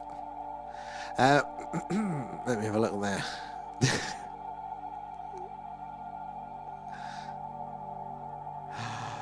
There we go. We are up to a date, I think. So yeah, if you are just joining us, we are doing a live alien radio signal hunt tonight. We are searching what's called the hydrogen line. That is that yellow line at the top of the screen there. And it's the channel on the radio dial that scientists theorise that if ET is out there, this is the place where they would put the message, hello, is anybody else out there? And in the 1970s, we may have heard just that with the WOW signal detected right there at the top of the screen. But it's not the only one. In fact, there have been many interesting radio signals that are strong candidates to be potentially extraterrestrial extraterrestrial in nature, and that's what we're listening out for tonight there. So as the Earth rotates, our dish will sweep across the sky, passing over many, many stars. Sirius is about to come in range there, but yeah, hopefully one of those stars will be have an intelligent population on a planet around it and sending us a signal there. But in the meantime, do say hello and also give us a follow, because we do this every night. So if it's a clear sky, as it was last night, we do a live UFO UAP skywatch, and because we're based in Wiltshire in the UK, which is right in the heart of crop circle country, these are definitely the skies to watch for this phenomena there. If the moon's up, we get that camera out there and we see all the craters, all of the details, and talk about how weird some of those sightings have been on, off and around the moon there. And days like today, we do an alien radio signal hunt there when it's too cloudy to get the kit out there. And if you're following, hopefully you'll get a notification when we go live. Let me scroll up there. The size of the plot holes in the last episode. Oh yeah, could have parked a UFO in them. I've heard a few people talking about that. There's a few unanswered things, like stray loose ends. But at least it didn't go like Lost. It definitely could have been like Lost. Have you seen the movie? No one will. Say if you've watched it yesterday. It's great. Yeah, I've definitely watched it. The Dog Star Sirius, yes. So, and again, throughout history, Sirius has got all of these connections with the UFO, the UAP lore, hasn't it there? Maybe we have been getting visitors from those nearby stars for a very, very long time. Definitely some interesting theories around that now. I mean, we've spoken about this before, but I need to put that mic mute on a foot switch. It'd be easier. Loras, thank you for the share. Guys, those shares and the likes, those hearts popping up there, I do appreciate those, because they do help us reach more and more like-minded people there like yourselves, getting more eyes and minds on the old phenomena. So we can all piece this puzzle together there. What's the most rigid star? No idea there. Tell you what, I watched a Weird Science the other night. Weird Science, forgot how. That's definitely tonight's activity then. There. Stephen hasn't been given new orders yet.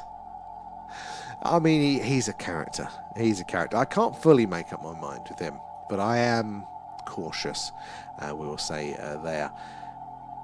But yes, so what's coming in range? Sirius is coming in range. Yeah, throughout history, there's a lot of lore related to Sirius there, and there was a paper that come out recently as well, talking about the amount of time the evolution, as we understand it, would have taken to come, from sort of RNA to actual life there, to cells and, to multicellular and all that sort of that developmental arc there. And because they can trace back, a rough timeline, genetically seeing all the changes there, they can say, right, these changes should have taken this amount of time. The problem is, it's about 2 billion years time that Earth hasn't been habitable for there. We're short 2 billion years to develop life on this planet from scratch, abiogenesis, life starting from scratch there. Mars is a strong candidate, because again, that was very habitable much earlier than Earth. It cooled down earlier, so maybe it started there and came over here, or maybe it started somewhere else, went there, then went here. And I've got a feeling the way that the lore talks about the aliens and those interactions and how freely they navigate our environment, they're not too fussed on disease or anything like that. That does make me think that, the biological component must be easily transferred. Like we must have been exposed in space the whole time, so for them to not have to worry about it. To their degree, anyway. What do you guys feel about that? Do you think that we are native to Earth? Do you think it's possible that we might not be there? And is that at like a microbial level there? And we've, come and all life has been brought up on Earth, but from microbes there? Or do you think a little bit later down the evolutionary chain there, maybe a version of humans? Or maybe we are native to Earth, but we were manipulated. We were some of these lab experiment there. What do we all think? And I don't think it needed to have a 15-20 minute cut. Yes. The words and who cares.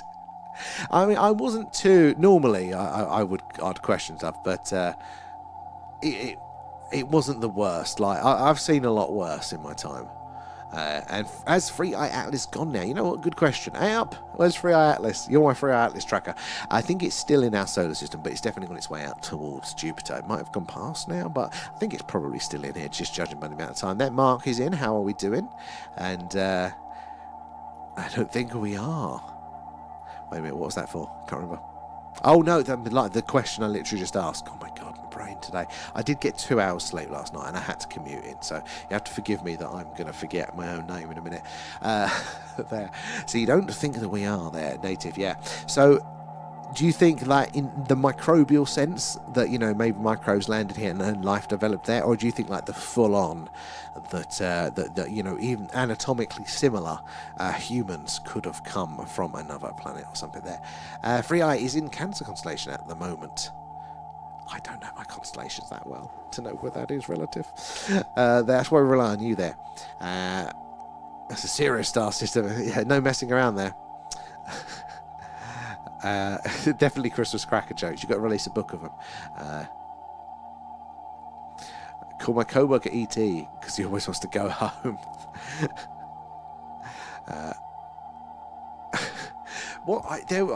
There are some absolutely brilliant, like, work nicknames going around. I've seen quite a few just that absolutely roll you up and are a straight trip to HR there. Oh, it's the big box crab. Those star systems, the constellations never align to look anything like what they say they are. There. Oh, next to Leo. Okay, a bit more of a grasp where Leo is. I'm going with the many civilizations on Earth, previous civilizations on Earth.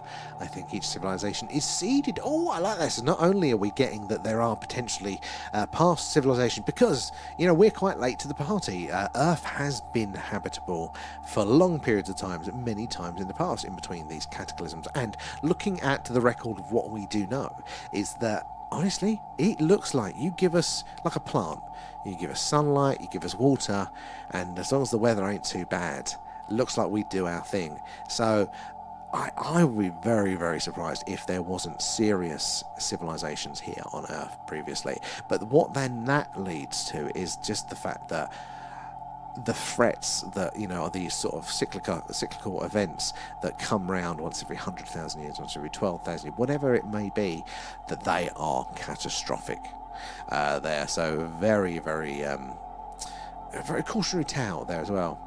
TB, Sam, weather is pumped, so no Hillfort tonight, sadly. No, so I'm a little bit grateful there, but yeah, no, our friend couldn't make it tonight in the end. Said I'm a little bit grateful for that because it was meant to be very, very cold. But yeah, we'll arrange something soon. I'm desperate to get out and actually do a decent on-location skywatch again. We were meant to be doing it every other week. Hasn't kind of materialised yet, but we'll get there. Yeah, I think it's spelled correct to Trevor's, didn't it? I think it's previous. That seems to fit. You're taking over from Shannon with the spell checks there. And Freya's literally under Leo's nose right now. And maybe there are different dimensions on Earth. And there are many different versions. Oh, could well be. I mean, this is an interesting era, isn't it? So, like, dimensions, like trying to get your head around how that could, again, it's all theoretical. There are favoured theories, or the theories that science will run with the most, but it's still all in theory and it's still all to play for. We might be totally off the mark with this stuff, but like you take something like string theory, which I'm a strong not a fan of. I think they've wasted a lot of money going down that road just because I don't want to go back and admit they're wrong there. But you take string theory. That does say that it's about 11 spatial dimensions. It varies depending on which flavour of string theory. But yeah, 11 spatial dimensions. Whereas what we as humans experience, that we're aware of, is 3 spatial dimensions and 1 temporal there. So you've got your forward and backwards, your left and your right, and your up and down. They're your 3 spatial dimensions that we can operate in. And then time, forward in time. But what if there were, and this is just like a side quest here, what if there was as many temporal dimensions as there were spatial? So we can kind of get the forward and backward, right? can go forward and backward in time, forward and backward in space. There, we don't know how to do it, but we can get our heads around it. What about up and down in time? Again, you can't quite conceive if it could mirror like that. Oh, Sirius is in range there at 8.6 light years away from us there. And if we were to get a signal from Sirius there, that star, so 831.92 megawatts of energy. It's a hell of a lot of energy there required for that signal to reach us here on Earth. How many stars are in the Sirius system now? I know visually it looks like one, but this surprised me. Most of those stars that we see in the night skies there are actually binary or even trinary systems there. So that means there are 2 or more stars, depending there. Maybe our sun had a like a brother sister star that we've lost over the years. Normally when that happens though, you do get one very large star and then the others are quite small in comparison. One is the dominant, like rodents and dogs. We had some good nicknames. One guy called Senior as only worked when he noticed someone nearby. I'll call Sensor. So Senior, my eyes are gone. I like brilliant now. And I think those mummies I'm fascinated with were from a civilization previous. Oh my God, Kate, those mummies. They are probably the best evidence that we have got now. And this is the thing, doesn't it? Especially when you're younger, you think that if there was clear evidence or something, that would just be enough. That would be in the newspapers, everybody would be talking about it. But we have these clearly organic biological creatures, mummies of these creatures there, and we don't know what they are. We don't know where they're from. We know they're not human. They only share about 30% of our DNA. But what? Why is that not in the news? Why are people still going, when it has been checked out, they have been scanned, they have got everything there? It's insane to think, isn't it, there? But some of them actually surprised me with how old they were. Because I think it was like between 500 and 1,200 years old, which really isn't that long ago in the scheme of things. And Brad, what kind of stream do we have tomorrow? Well, let's see what the weather is blessing us with tomorrow. Right. Oh. It is looking cloudy at the moment, but let's have a look. Is it going to clear up at any point? Right. Depends how the weather goes, because it might be somewhat clear earlier on. It's going to be hit and miss. It's going to be hit and miss. And in fact, what we might do tomorrow, if it is cloudy, I might just do a gaming stream to mix things up a bit. But we've only done one of these radio signal hunts, so we'll have to see. We'll be playing it by ear tomorrow, I think there. And TB! Yeah, that's a good point, guys. If you've not had your SETI stamp for your passport, for your stream passport, do give us a shout how out now. We can get those stamped for you. So TB, let's get you, is that your one? Yes. Let's get you your SETI stamp.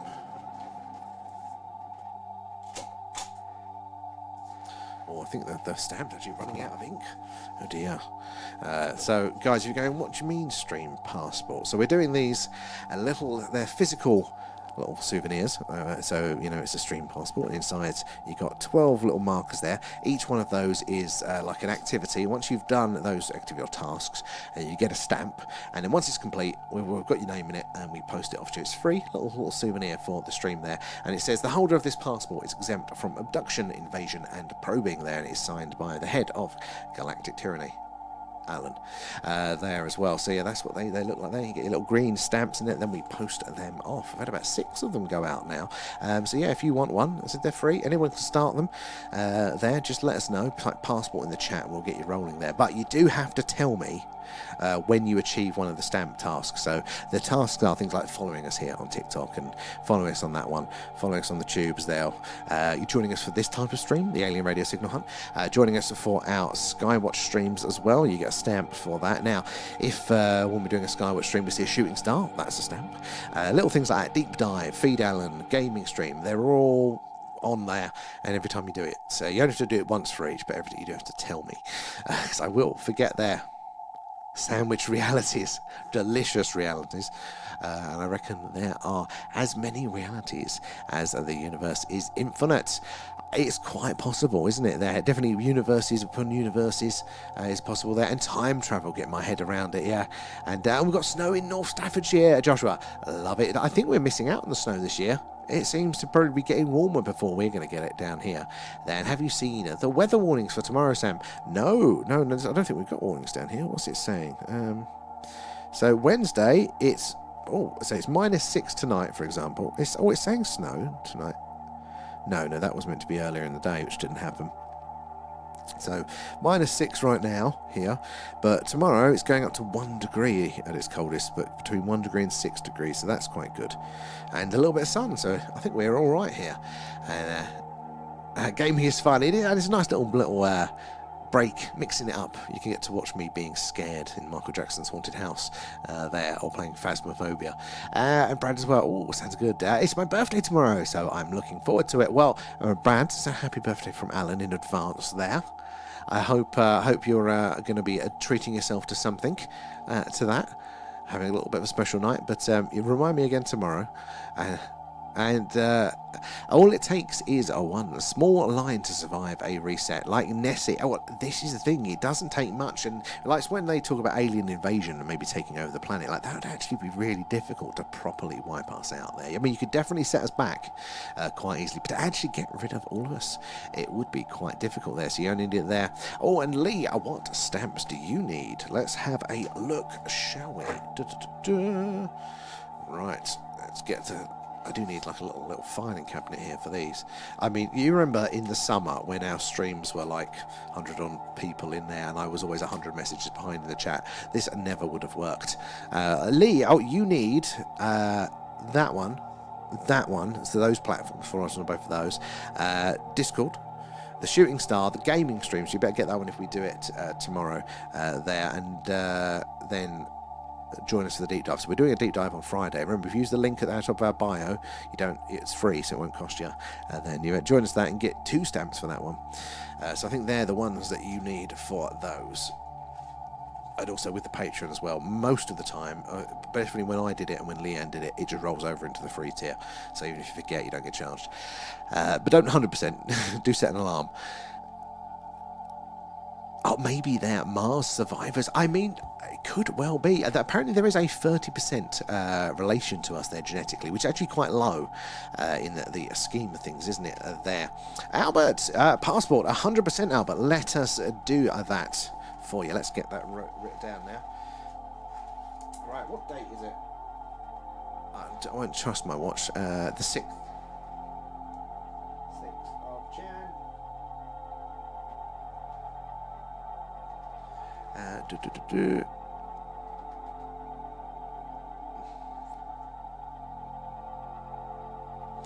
Now, Albert, I'm assuming you do follow us on here, so I'm going to give you that stamp for the TikTok. Boom! I'm going to give you the SETI stamp. That's the stream we're doing now.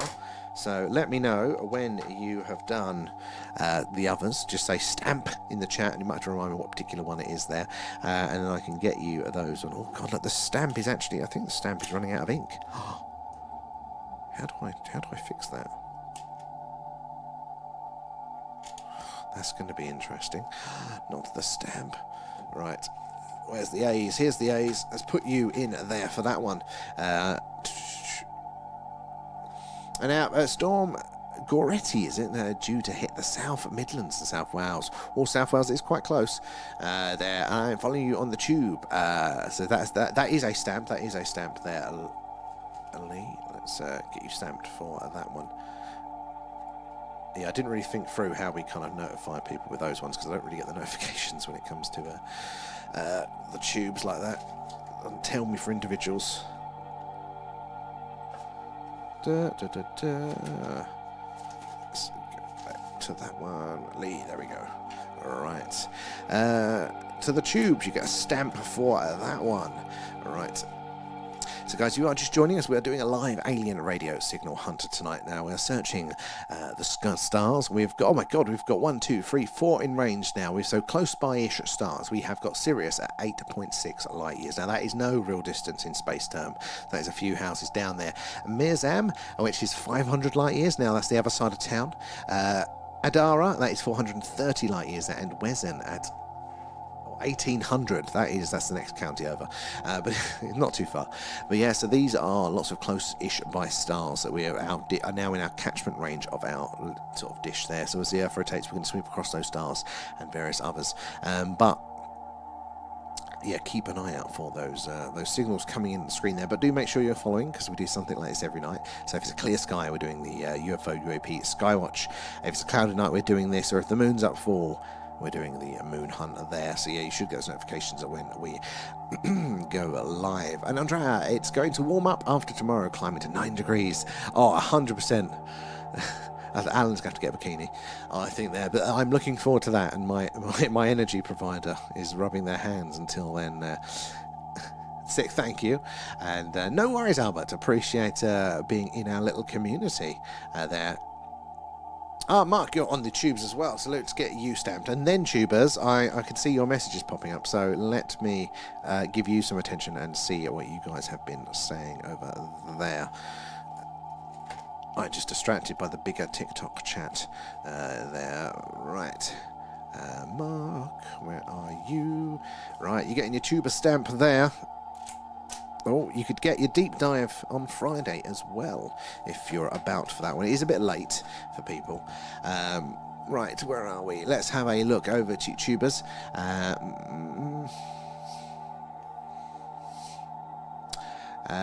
On a serious note, I got a feeling something's on its way this year, and by 2027, Skynet comes online. Oh, I mean, it's very pathetic, isn't it, calling it Skynet there? But I mean, they do say 2027. The UFO world has said for a while there's something there. I don't know how much I feel like that. Not that it's not possible. Definitely think an alien probably could take a long journey to see us. But it does feel a little bit counter the rest of what we see. Like, if we're seeing all these things in our atmosphere, then why are we waiting so long for something to show up if they go that slow there?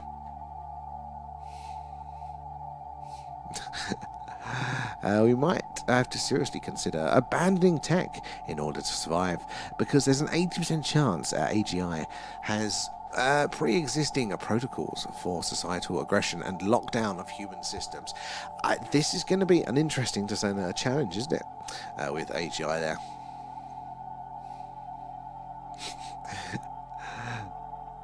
Alan for PM. Alan's just going to take over. He's going to do a Venezuela on old Starmer. Do we know how many planets are in Andromeda? I don't know if we know exactly, because I think at those distances, like, they can't get that precise. They'll probably be doing it like they'll weigh it, essentially, going look at its gravitational interactions there, and then kind of gauge the mass and do like an average distribution. But it'll probably be in the billions there.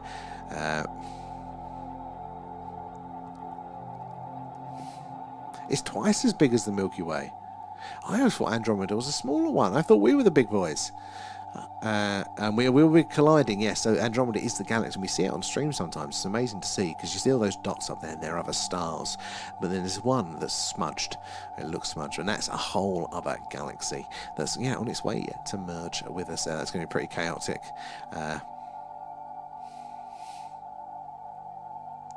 Imagine if living up to... Our star will go nova in about 5 billion, so there'll be no trace of humans anywhere by then. Oh yeah. And Doug as well, they reckon there's 1 trillion planets in the Milky Way. That's just an insane number, isn't it? Like, we know the number, we know what it means, but trying to actually get what that feels like or imagine that as a quantity, like, no. Like, it doesn't, it's just words, to me anyway. It is just words there. Carl, there's a spike on the hydrogen line. There is a little bit of a ridge tonight, isn't there? There's a little bit of a ridge. Good spot in there. And still waiting for him to eat all the politicians there. Oh, well. Who sent me that? I can't share it publicly because it's too funny. But there was one of those, something that reminded me of that going around. Trump versus Alan, and we know who would win. Alan for Greenland. I don't know, yeah, they're very similar. Like, Alan does give serious Trump energy. Thanks and good night to all. Lee, good night. Thank you for joining us tonight. And what is the time there? Well, we've only got another half an hour left ourselves tonight there. But thank you, Lee. Hopefully we will catch you tomorrow for another stream. I can't. I feel you there, Doug. It's trying to get our head around it all there. I mean, we can talk about it, but yeah, I just doesn't.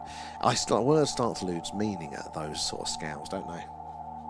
But we know it's big and it's beautiful there. Have you ever seen that animation where like they zoom out from Earth? And like, actually, I think they do it on land, zoom right the way out, solar system, galaxy, all the local clusters, and it just keeps on going. Like, and by far, you can't see the Earth by a very, very, very, very long way there. You go all the way through the observable universe.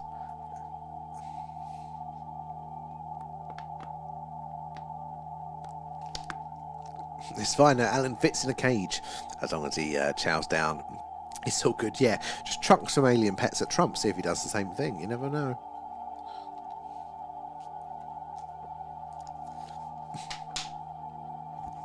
Oh, yeah, we've got a little bit of that extra background activity tonight, haven't we? But we've got 1, 2, 3, 4.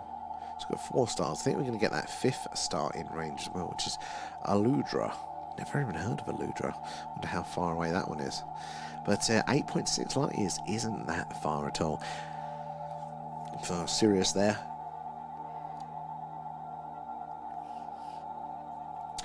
I wonder if there is a correlation between the lore there that says, you know, that there is people coming from, you know, Sirius and all that. Does it match up with the closeness? Like, and did those stories come before we actually knew roughly how far these stars were away?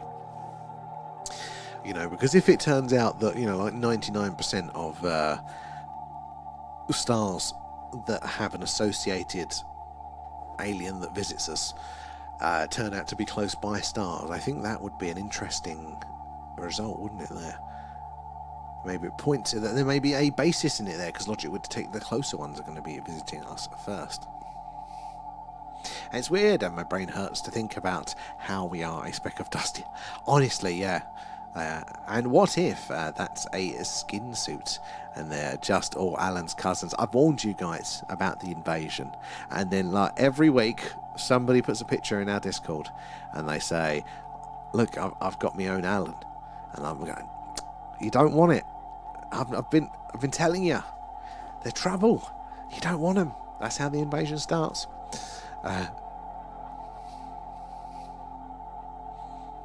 Put it this way, 1 trillion seconds is 188,000 years. I mean, even quantifying it like that, yeah, that's just a lot. And say your peak frequency is 1.4. Wasn't that frequency that kept showing up on Skinwalker Ranch? Close, Doug. So I don't. They may have got 1.4, but yeah, 1.6 is what they were getting a lot there. So the difficulty we have with 1.6 is that basically that is used for other things in radio, for Earth-based things. So it'd be very hard to filter out those, as you know, when you're trying to think about, you know, is it definitely alien? Whereas this frequency, you're not allowed to transmit on. So, therefore, anything that comes through here is immediately more, you know, lower chance it's going to be, you know, like my Wi-Fi router, because they're not allowed to transmit on that one. But 1.6 does have a bit of a history for activity, so I'm still trying to think of a good way that we could still search that one there. And no worries, Doug, it's a good suggestion there, not bad at all.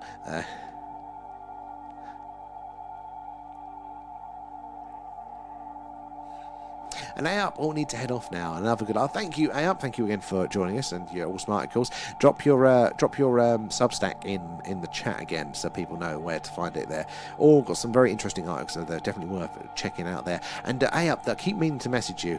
The app that I think would be right up your street is called Nanu, Nanu. I think that's what it's called. Let me check. But basically, it's like a feed of articles right up your street there. Yeah, Nanu. It's got a bit of you written all over it there. All UFO and weird related. Oh, Travis Taylor said it was the frequency the military used to comms. Yeah, so I think that particular band, because what they do is, like, all of the frequencies, they go, right, that's your marine traffic, that's your air traffic, that's your civilian radio stations, that's for your CB enthusiasts, and I think the 1.6 range there is for Earth to satellite communication range there. The curse of Oak Island is worse. It's frustrating, but I think it's because, like, they're trying to cram something in a format that doesn't really allow for it. They're trying to meet production deadlines. They're trying to, deliver weekly for something that, it's a natural phenomenon. You can't do nothing weekly, so you end up getting it all condensed and stretched out there. Let me scroll through. Rachel, hello. How are you doing tonight? And did it literally make you do that? Are these messages being read out to you now?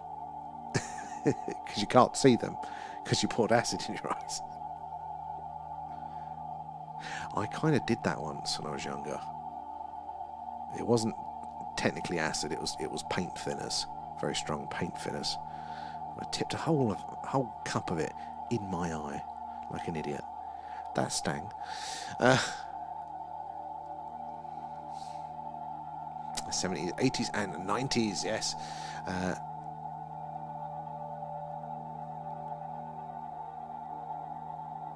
And they made 50 series of Oak Island and found nothing in every episode. But there's always the hint. There's always the hook, isn't there? Doing good. I'm glad. I'm getting excited because I'm getting used to my scope again. Perfect there. I want to see those shots when they go live, Rachel. You've got to tag us in some of those. I do love it when people, like, more eyes on the skies. That's always a good thing there. I think so. I was worried if maybe I just didn't follow it, but I don't think the first bit did. Okay, yeah, or it did. Oh my God. Oh, I need to get a good night's sleep at some point. Oh, I'm losing it, chaps. The wooden clay. And you're not grateful for that wooden clay, Zena? I mean, it's no worse than Time Team, isn't it? When, like, they would, and I loved Time Team.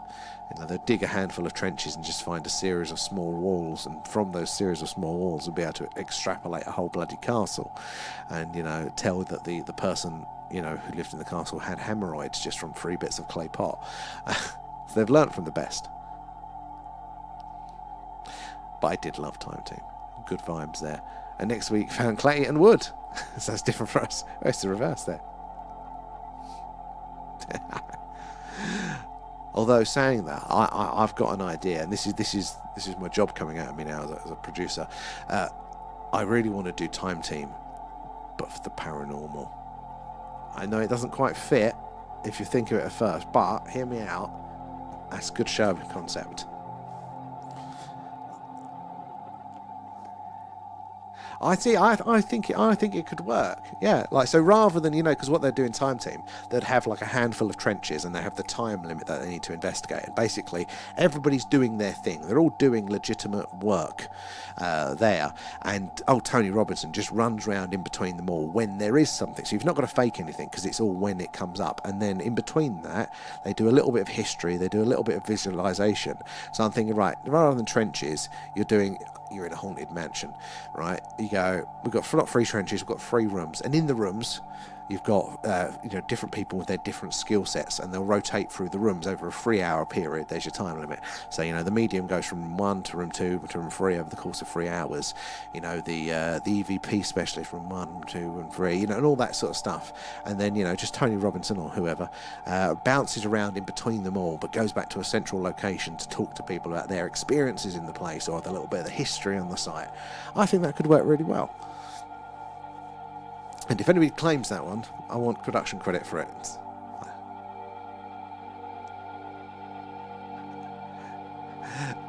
It was a good childhood RAF. And I stand by Lovejoy. Lovejoy is a brilliant show.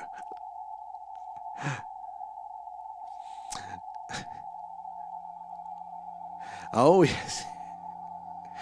Yeah. be the presenter. I produce it. I don't want to be a presenter. I don't like. I'm not. If the man says as he sits in front of you guys every night, I'm not so fussed on being on camera. We'll get Alan to present it there. It's definitely showing our ages. Yeah. Alan in Trench 1. If I was still driving, there would be no stopping. We'd be doing so much paranormal content. Yeah, they're on YouTube and they're doing quite well, aren't they? Yeah, they do. Yeah, and it's all funded through YouTube. It's brilliant. Isn't that great? The way that actually people can now fund with their foot power, can't they? By what they watch, they can actually back the content they do want to see, and they can independently produce it. I think that's brilliant. A brilliant world we live in for that now, isn't it? There. Oh, neurological problem. So I have no spatial awareness. Not anymore anyway. So I used to love driving. But it's a bit difficult when you can't tell where other cars are, naturally. So I had to give up for that one. One day the meds might work and I might be able to drive again. But not at the minute, sadly. It's very frustrating. But it's been about, I'll say at the minute, it's been about 2019, I think was the last time I drove.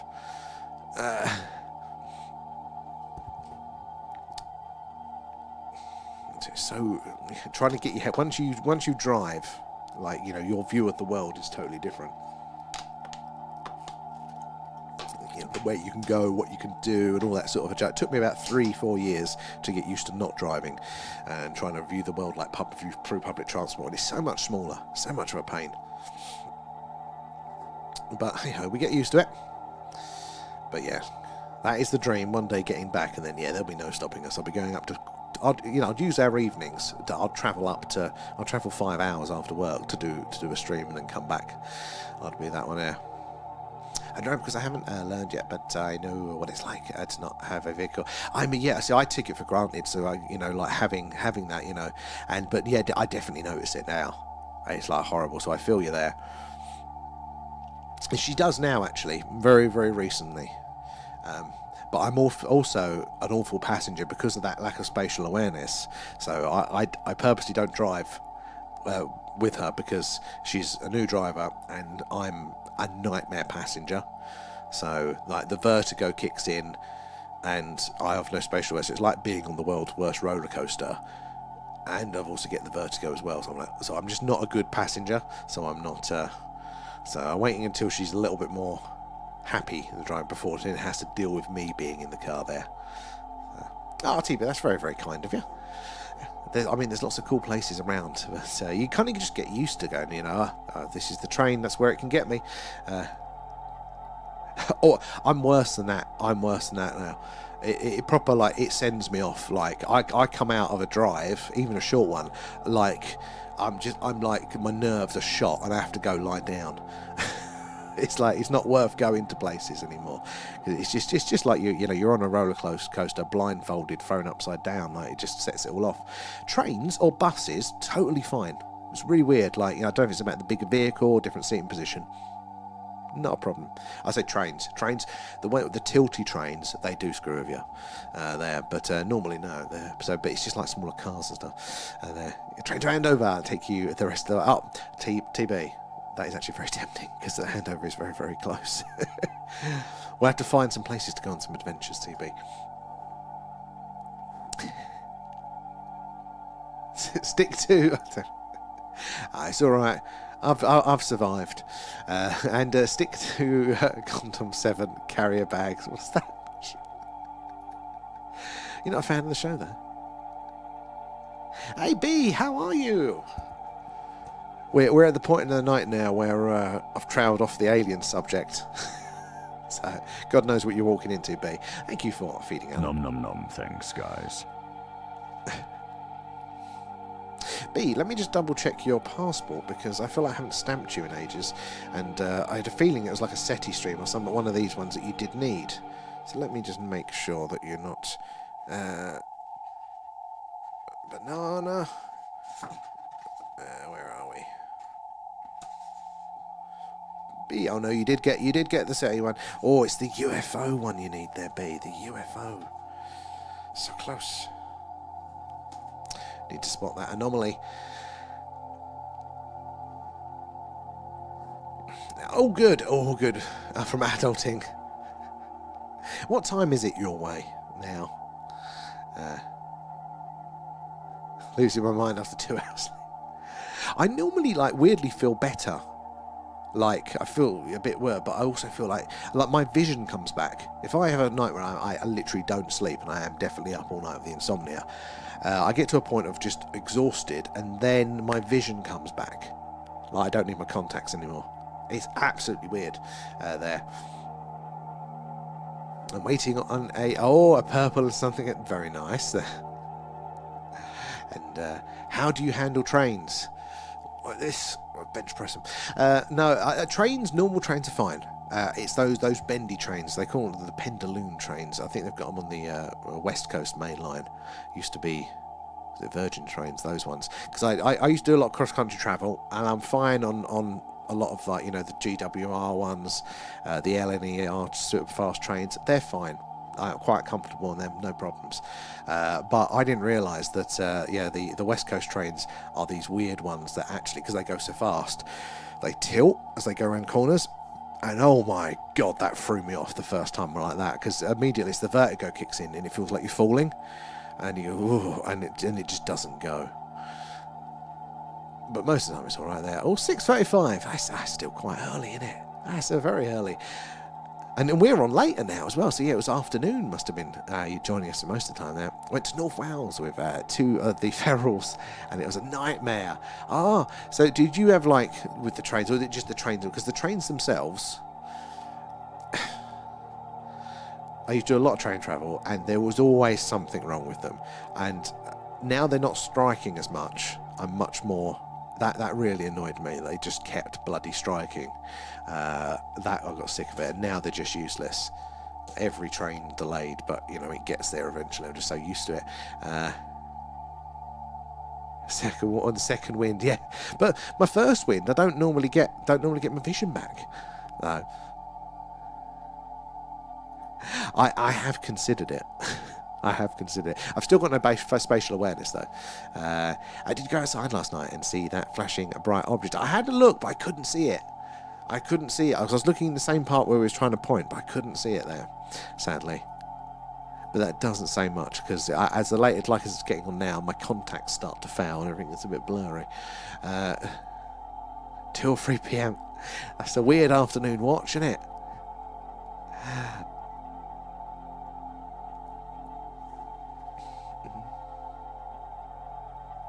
Excuse me for laying in bed typing it. Raf, to be fair, that's what my spelling's like generally, so, you know, I haven't got the excuse of laying in bed. It sounds I'm always in the dark too. That's the acid.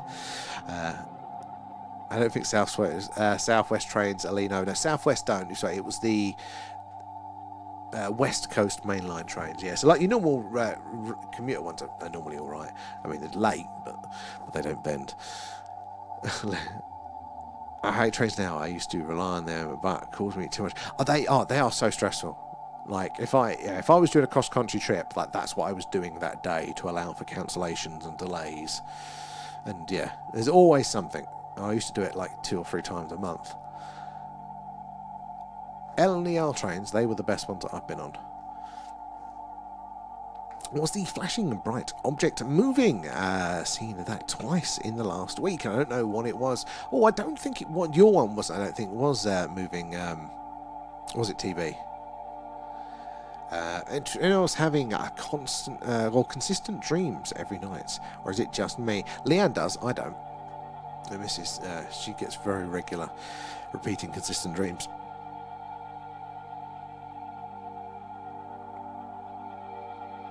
Spatial awareness has always been off, really. I mean, some people do say that, and I never took them seriously, because I normally used to be quite good with these sorts of things. But again, you take it all for granted, and then slowly, but then very quickly, it all went, and I'm bouncing off of everything now. You like your first experience on a train? There is a novelty to it. If you're not like, I used to travel into London. That was like 2 hours to get there and get to the other side of London, and then you'd be at Paddington going down this way to the southwest, and then they would decide, and it'd be like 8 o'clock at night or 9 or so by the time I'm there, And they'll be like, okay, yeah, we've decided to like half the amount of cars on your train, so it would be like rush hour on the tube, but for another 2 hours from London to Bristol, and you're just like that, nose to nose, sweltering hot next to people, standing, and that would be like, at least once a month like that. But during the old, 2020 Rona time, nobody was on trains. That was when I kind of really started commuting cross country. And I thought, oh, this is great. Not only was it dirt cheap, but there was nobody on the train. It was brilliant.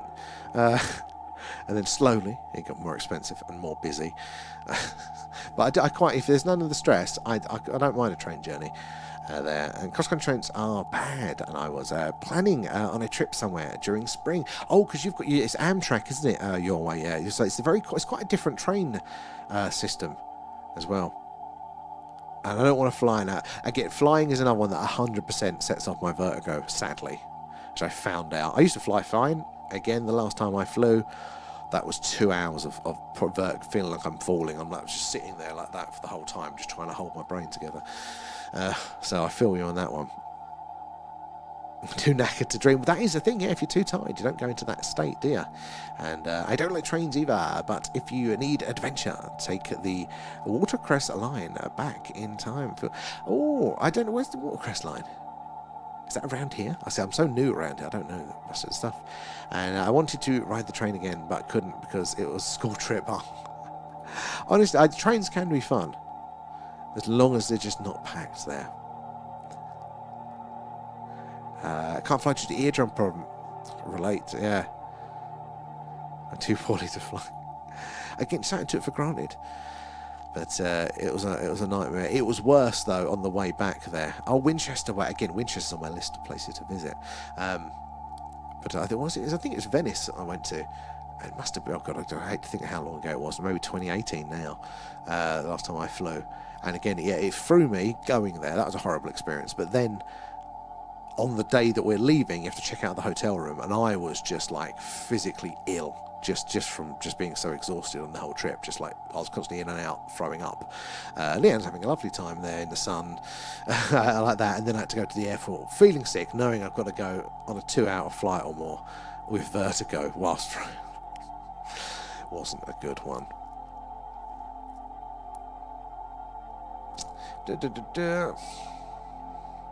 I never remember my dreams. Oh, yeah, same. I very, very rarely do. Although saying that, it's starting to happen more now. They put me on a particular sort of medication, and they did warn you that you could have really vivid dreams, but now I just have some normal dreams. I seem to be having them every time now, really. And what stream is it there? And I dream when I am not. Again, I drink milk before bed to supercharge the dreams. Does that work? I have to try it. Ever wake up with... What is you and acid tonight?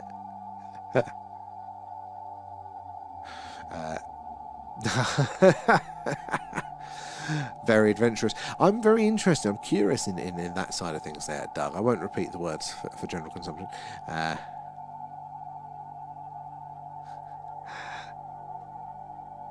Where are we? Over on the old the tiki-tokis. How are you doing, guys? Some say gardening. Oh, makes you dream less, and I still dream okay. I would have thought I would have amplified it there. And flying is a fear of mine anyway. I mean, I can understand why. It never used to bother me, but yeah, now totally buggered. Winchester is a fantastic city and full of history, and it was a capital. It was, and that's one thing why have I never done it? Why have I never done it? We had somebody in our group over the summer, and they went to, I think it was like a Pink Floyd gig, but it also wasn't actually Pink Floyd, but they were playing the album through at the planetarium there, and I thought, Dark Side of the Moon at the planetarium, that's epic. And it was on again, and I'm like, oh, I've got to go do that. But it was like, I don't know, I think it's like an hour and a half from here via train, and that's fine getting there, but then getting back, like the rural trains, no chance. Like you've got to leave really early because you don't get many opportunities, and then if there is an issue, they cancel it, there's a delay or you miss a train, there are no taxis in the countryside. So it's on my list there. just got your passports and wanting to go abroad, but nervous. It's not been on a plane before. Honestly, it's unless you've sort of got like vertigo or something, then you'll be fine. And it can be quite fun. It's a novel experience. I haven't been through an airport for a while though, so I don't know what the procedure is there these days. But yeah, it can be faced. No, it doesn't need to be particularly scary, but understand it. You know, if you've not done it before, I like to chunk these things down. Start off small and work your way through. Guys, if you are just joining us, we are doing a live alien radio signal hunt tonight there. We're searching the hydrogen line, that is the yellow line there at the top of the screen, and it's the channel on the radio dial that scientists theorise we are most likely to hear a message from ET should they be out there, and it is the place where we've heard interesting signals before there, like the WOW signal and other interesting candidate alien radio signals. So yeah, that's what we're doing. Do say hello in the chat if you're new, and also make sure you are following, because we do something like this every night. If it's cloudy, it's this. If it's clear, it's this one. Live UFO UAP Skywatch. We want you to join us for that journey. Where are we? I'm not scared of flying per se. I am scared of flying right now. I suppose, yeah. It's difficult times. Cheese for dreams, yeah. Isn't that meant to like set you off in a negative way though? And God knows how I would function on a UFO. Well, they do say, like, you know, if it is the warp drive that is proposed there, the Alcubierre warp drive bending time and space, then technically it's not flying. Technically, the actual UFO is stationary and stable in its own environment there. So none of the issues that could be at play there. Oh, vivid, so it could go either way there. And I'm thinking of having flying lessons as yet. Oh, Agent X. That's one of the things I'd love to do there, but I hate to follow orders, and flying is so rigid. So I think I'll just get frustrated. You can do the aerial surveys. We'll send you in to intercept, Agent X. They go, we've got one. It's over wherever.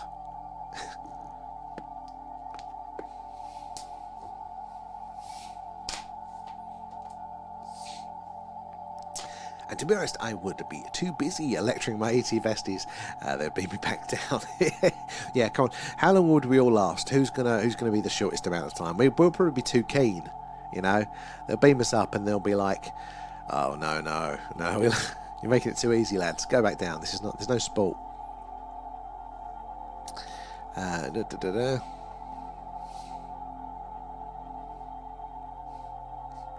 Psilocybin is supposed to be great for healing the brain, and yeah, honestly, I've heard some very interesting things, and I've got friends that are in that area, and yeah, like how it works or how it may be working is really interesting to me. And the best way I can describe it, like what seems to be happening, and the people do talk about it a lot like magic, but it kind of, to me, it's like you're going to the back end of your brain, your operating system there, and it's giving you like controls to do it. So if you think about our subconscious, because the computer analogy actually works quite well with our brains there. So our consciousness is our main operating system, like your Windows, your Mac, your things like that. It's very obvious, and you know where everything is there. But underlying all of that, what that runs on, your subconscious there, the deeper, detailed stuff there that's kind of pre-programmed through experiences, kind of indirectly. There is, that is. There isn't buttons for that. You have to like train yourself, condition yourself. We know it's like when you're trying to diet or something like that. You're fighting yourself. It's because you're fighting that subconscious programming, and it doesn't work in the same way that your obvious operating system does. It's not all in nice, pretty folders like that. So how do you get access? How do you change them? Well, we've figured out a little bit through routine and process how you can program there. But what those things seem to be doing to me, I mean, you could potentially, therapy is one way, and there is degrees of that, or types of that is effective there, but you kind of have to know what bit of code that you want to change. So a lot of therapy is figuring out which is the bit of code that's wrong.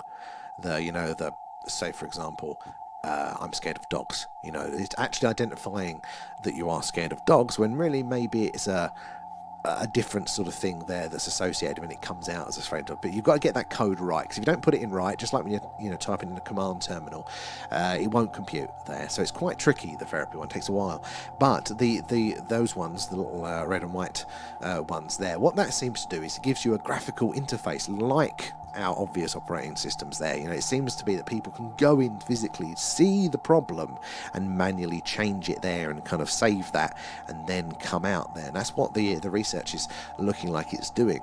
It's very, very interesting, I think. TV, having vertigo. You saving money? No need to go to the theme park or ride roller coasters. It wasn't a big expense to start with, I'm going to be honest there. But what I save on roller coasters, I spend on public transport. Probably couldn't handle me long enough there. I mean, I could barely handle Alan.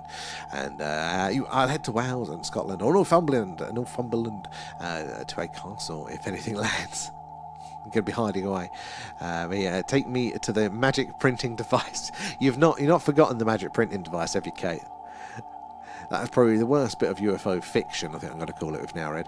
And take my bow and arrows. Going back to basics. How many even here have an emergency bag?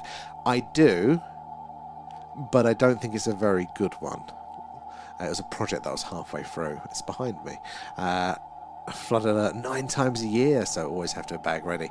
But at least you've got a legitimate reason there. And I wonder if there are any shapes / weights of greys.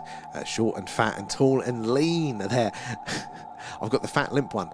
And I go, no, it's just a reflection, Sam. I mean, maybe. They did say, didn't they, in the genetics that it looked like they could be coded to be different there.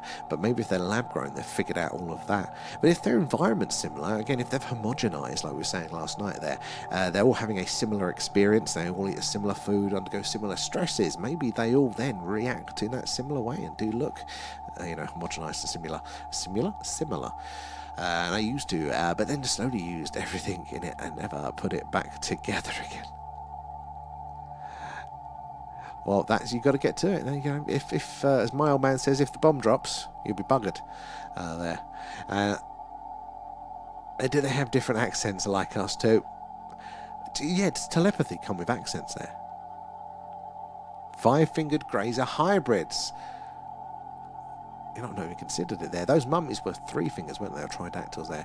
And have a portable solar panel to charge my smartwatch and electric light. I'm kind of on the fence with it. Like, part of me is I'm very that way, like preppy minded.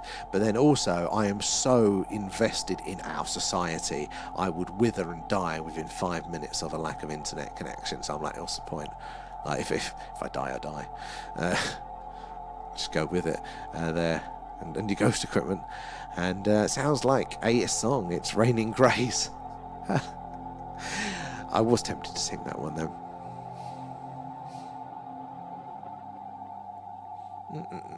Where are we? Tubers there.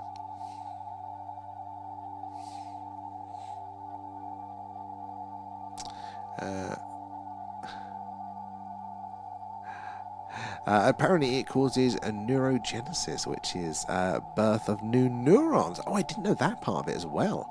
There, but there was an experiment they were talking about. They'd studied no, that was it. Oh my God, this is it. You've just triggered my mind with that in the old mushy rooms.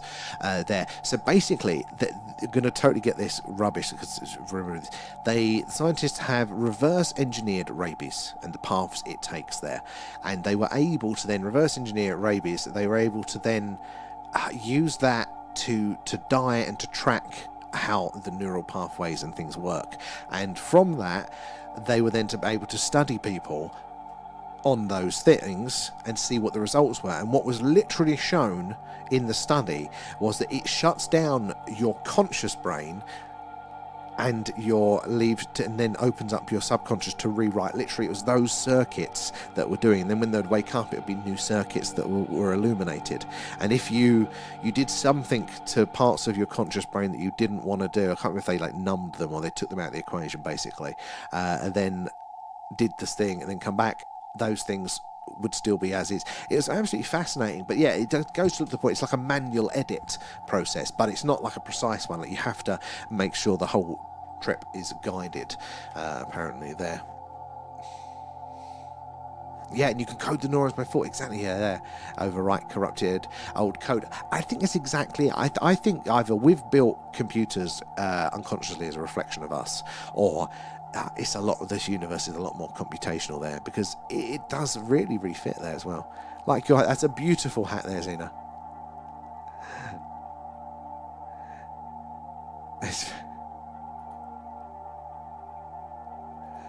Oh, what am I doing here?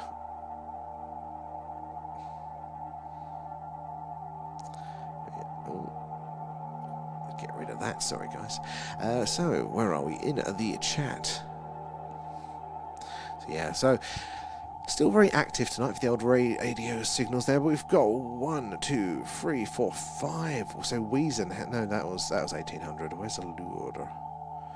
We've got quite a few stars in range tonight there for the last few minutes of the stream. Guys, do make sure that you are following, though, because we'll be back on tomorrow night, and then hopefully you get those notifications that we go live. If it's going to be clear, we'll be doing the UFO, UAP, Skywatch. If not, we might be doing this again, or we might do a little bit of gaming. You can watch me get scared.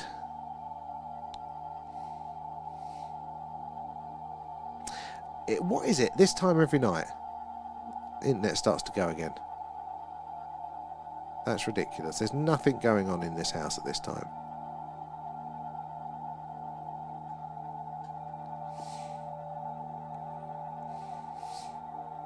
This is a joke.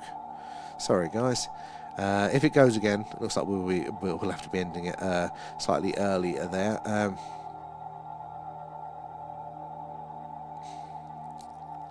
Walkies as well. Portable SDR now, perfect.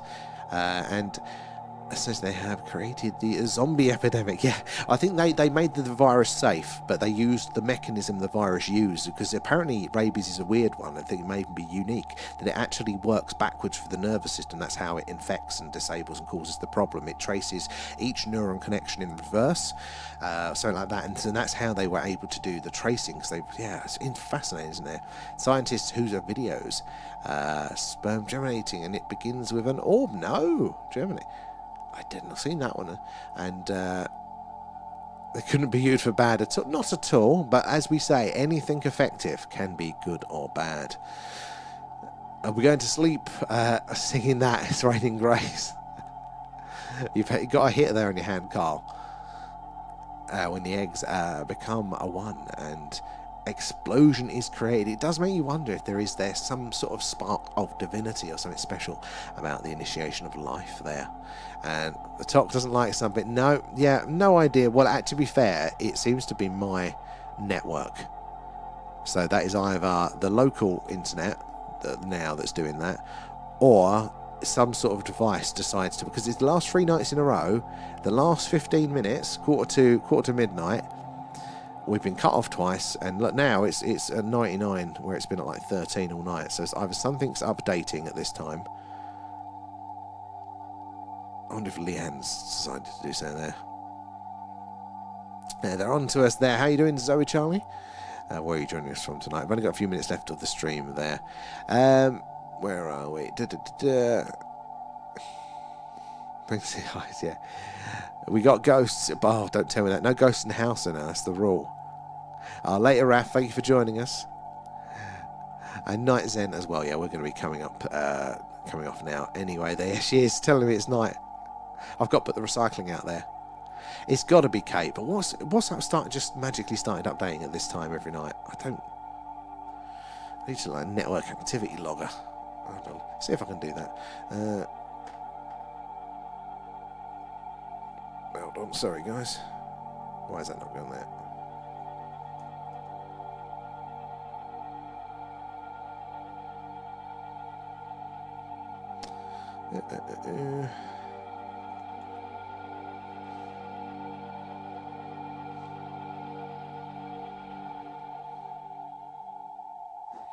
I wonder what I can... Oh, this keeps going away now, sorry. Anyway, I'm going to come off... It must be something, but why every night? Anyway, yeah, I'm going to come off now, guys, because it is at midnight anyway. But thank you so much for joining us, and we'll see you tomorrow night. I wonder if it's Windows deciding to do something, because Windows is always pulling a fast one. But yeah, thank you guys, and yeah, we'll catch you all probably tomorrow. And yeah, thank you for your support.